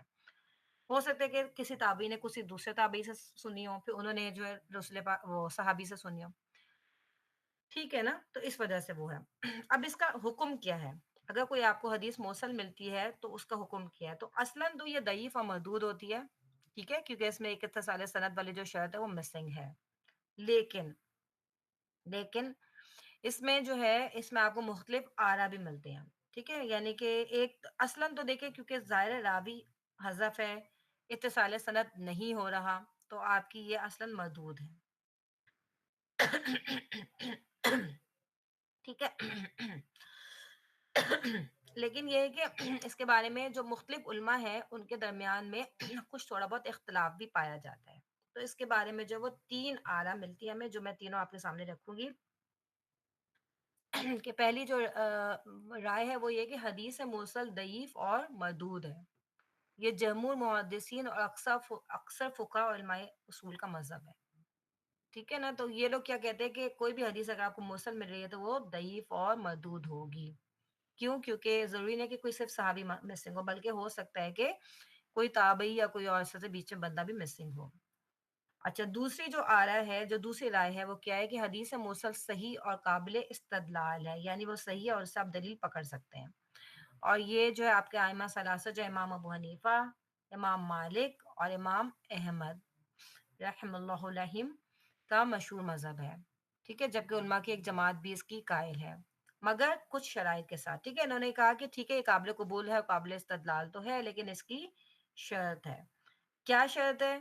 کہ جو ارسال کرنے والا ہے، یعنی جو تابعی ہے، ٹھیک ہے، جو تابعی جو بیان کر رہا ہے ڈائریکٹ نبی پاک صلی اللہ علیہ وسلم سے، بیچ میں وہ اپنے بیچ میں کچھ راویوں کو مسنگ کر رہا ہے، تو یہ جو ارسال کرنے والا ہے نا، یہ سکہ ہو. ٹھیک ہے، تو یہ خود بھی سکہ ہو اور جس کو اپنی سند سے ساکت کر رہا ہے وہ بھی سکہ ہو. اور کبھی اگر اس سے پوچھا جائے کہ جو ہے، کیونکہ دیکھیں جو ایک سکہ راوی ہے، ٹھیک ہے، اگر وہ جو تابعی ہے، تابعی اگر وہ سکہ، ہم نے پڑھا تھا سکہ ہوتے ہیں، سکہ جو بالکل سچ بولنے والے ہوتے ہیں، ان کے کریکٹر میں کوئی ڈاؤٹ نہیں ہوتا، تو وہ سکہ کہلاتے ہیں. تو اگر تو آپ کا کوئی راوی سکہ ہے تو ظاہر ہے کوئی سکہ راوی اتنا بڑا قدم نہیں اٹھائے گا کہ وہ کوئی کسی غلط بات کو رسول پاک صلی اللہ علیہ وسلم سے منسوب کر دے. ٹھیک ہے، اگر تو کوئی سکہ راوی ڈائریکٹ یہ بات بھی کہہ رہا ہے نا کہ بھئی نبی پاک صلی اللہ علیہ وسلم سے ہم تک یہ بات پہنچی ہے، تو اٹ مینس کہ اس تک پہنچی ہوگی جبھی وہ یہ والی بات کہہ رہا ہے. ٹھیک ہے، کیونکہ سکہ راوی ہے وہ جھوٹ نہیں بولے گا. تو ان ائمہ نے اس شرط کے ساتھ حدیث مرسل کو قبول کیا ہے. ٹھیک ہے، اور جو تیسری رائے ہے اس کے بارے میں وہ یہ کہ حدیث مرسل چند شروط کے ساتھ مقبول ہے. ٹھیک ہے، پہلی رائے یہ تھی کہ بالکل ہی ضعیف ہے. دوسری کو انہوں نے ایک شرط کے ساتھ کنڈیشنل رکھ لیا کہ اگر یہ شرط موجود ہے تو وہ قابل قبول ہے. اور تیسری انہوں نے رکھا کہ کچھ شرائط کے ساتھ. اب کون سی شرائط ہیں ہم یہ دیکھ لیتے ہیں، اور یہ جو امام شافعی رحمہ اللہ کا مذہب ہے. اب یہ کون سی شرائط ہے ہم یہ دیکھ لیتے ہیں. انہوں نے یہ کہا کہ ارسال کرنے والا کوئی جلیل القدر اور اکابرین تابعین میں سے ہو. یہ شرط ان کی بھی تھی، اوپر ان کی بھی تھی. ٹھیک ہے نا، ان کی بھی یہی شرط تھی کہ کوئی بہت بڑا جلیل القدر ہو تابعی، اور دوسری ان کی یہ تھی کہ مطلب سکہ بھی ہو. اچھا، دوسرا انہوں نے کیا کہا کہ جب وہ تابعی اس محذوف راوی کا نام بتائے تو وہ کسی سکہ کا نام بتلائے. ٹھیک ہے، یعنی جب کبھی اس سے پوچھا جائے کہ بھئی تم تو تابعی ہو، تم نے تو ڈائریکٹ رسول پاک صلی اللہ علیہ وسلم سے نہیں پوچھا، ان سے تو آپ نے نہیں سنا. ٹھیک ہے، ان سے کوئی پوچھے کہ بھئی تم نے بیچ میں کس کو حذف کیا ہے، تو جب وہ کسی کا نام لے تو وہ بھی کسی سکہ تابعی کا ہی نام لے. ٹھیک ہے، کیونکہ صحابی تو آپ کو پتہ ہے سارے کے سارے سکہ ہی عادل ہیں، تو وہ کسی اور تابعی کا بھی نام لیتا ہے تو وہ بھی تابعی سکہ ہو. ٹھیک ہے، تو بھی اس کی حدیث قابل قبول ہوگی. اور تیسری جو شرط ہے وہ یہی ہے کہ جب جو ہے اور بھی بہت سے حفاظ حدیث اسی کی جیسی حدیث بیان کریں. ٹھیک ہے نا.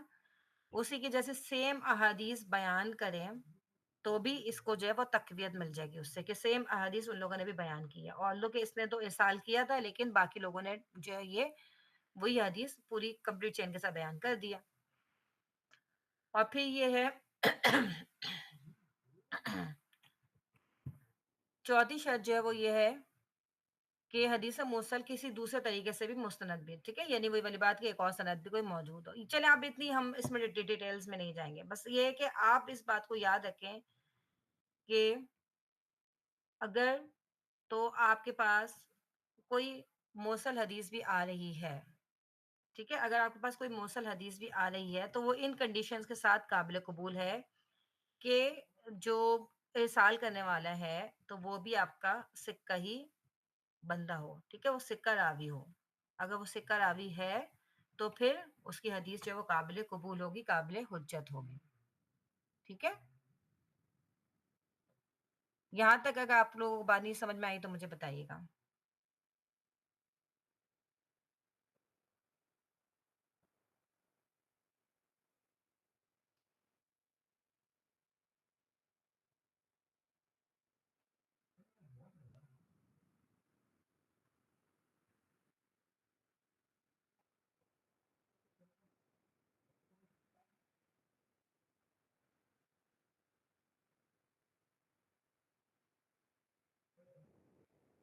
آپ لوگوں سب کو یہ بات سمجھ میں آ گئی ہے؟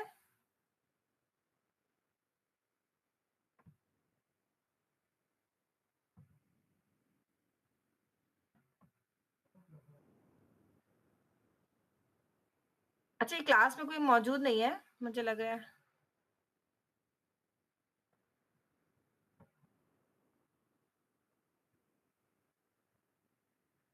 جی، کلاس میں میرے خیال سے کوئی اسٹوڈینٹس موجود نہیں ہے.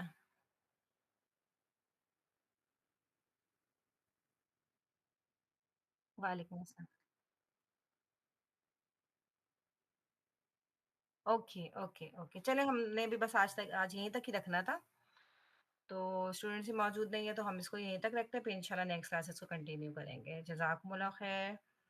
سبحانک اللہم و بحمدک نشہد ان لا الہ الا انت نستغفرک و نتوب الیک. ربنا تقبل منا انک انت السمیع العلیم وتب علینا انک انت التواب الرحیم. السلام علیکم و رحمۃ اللہ وبرکاتہ. جزاکم اللہ خیر.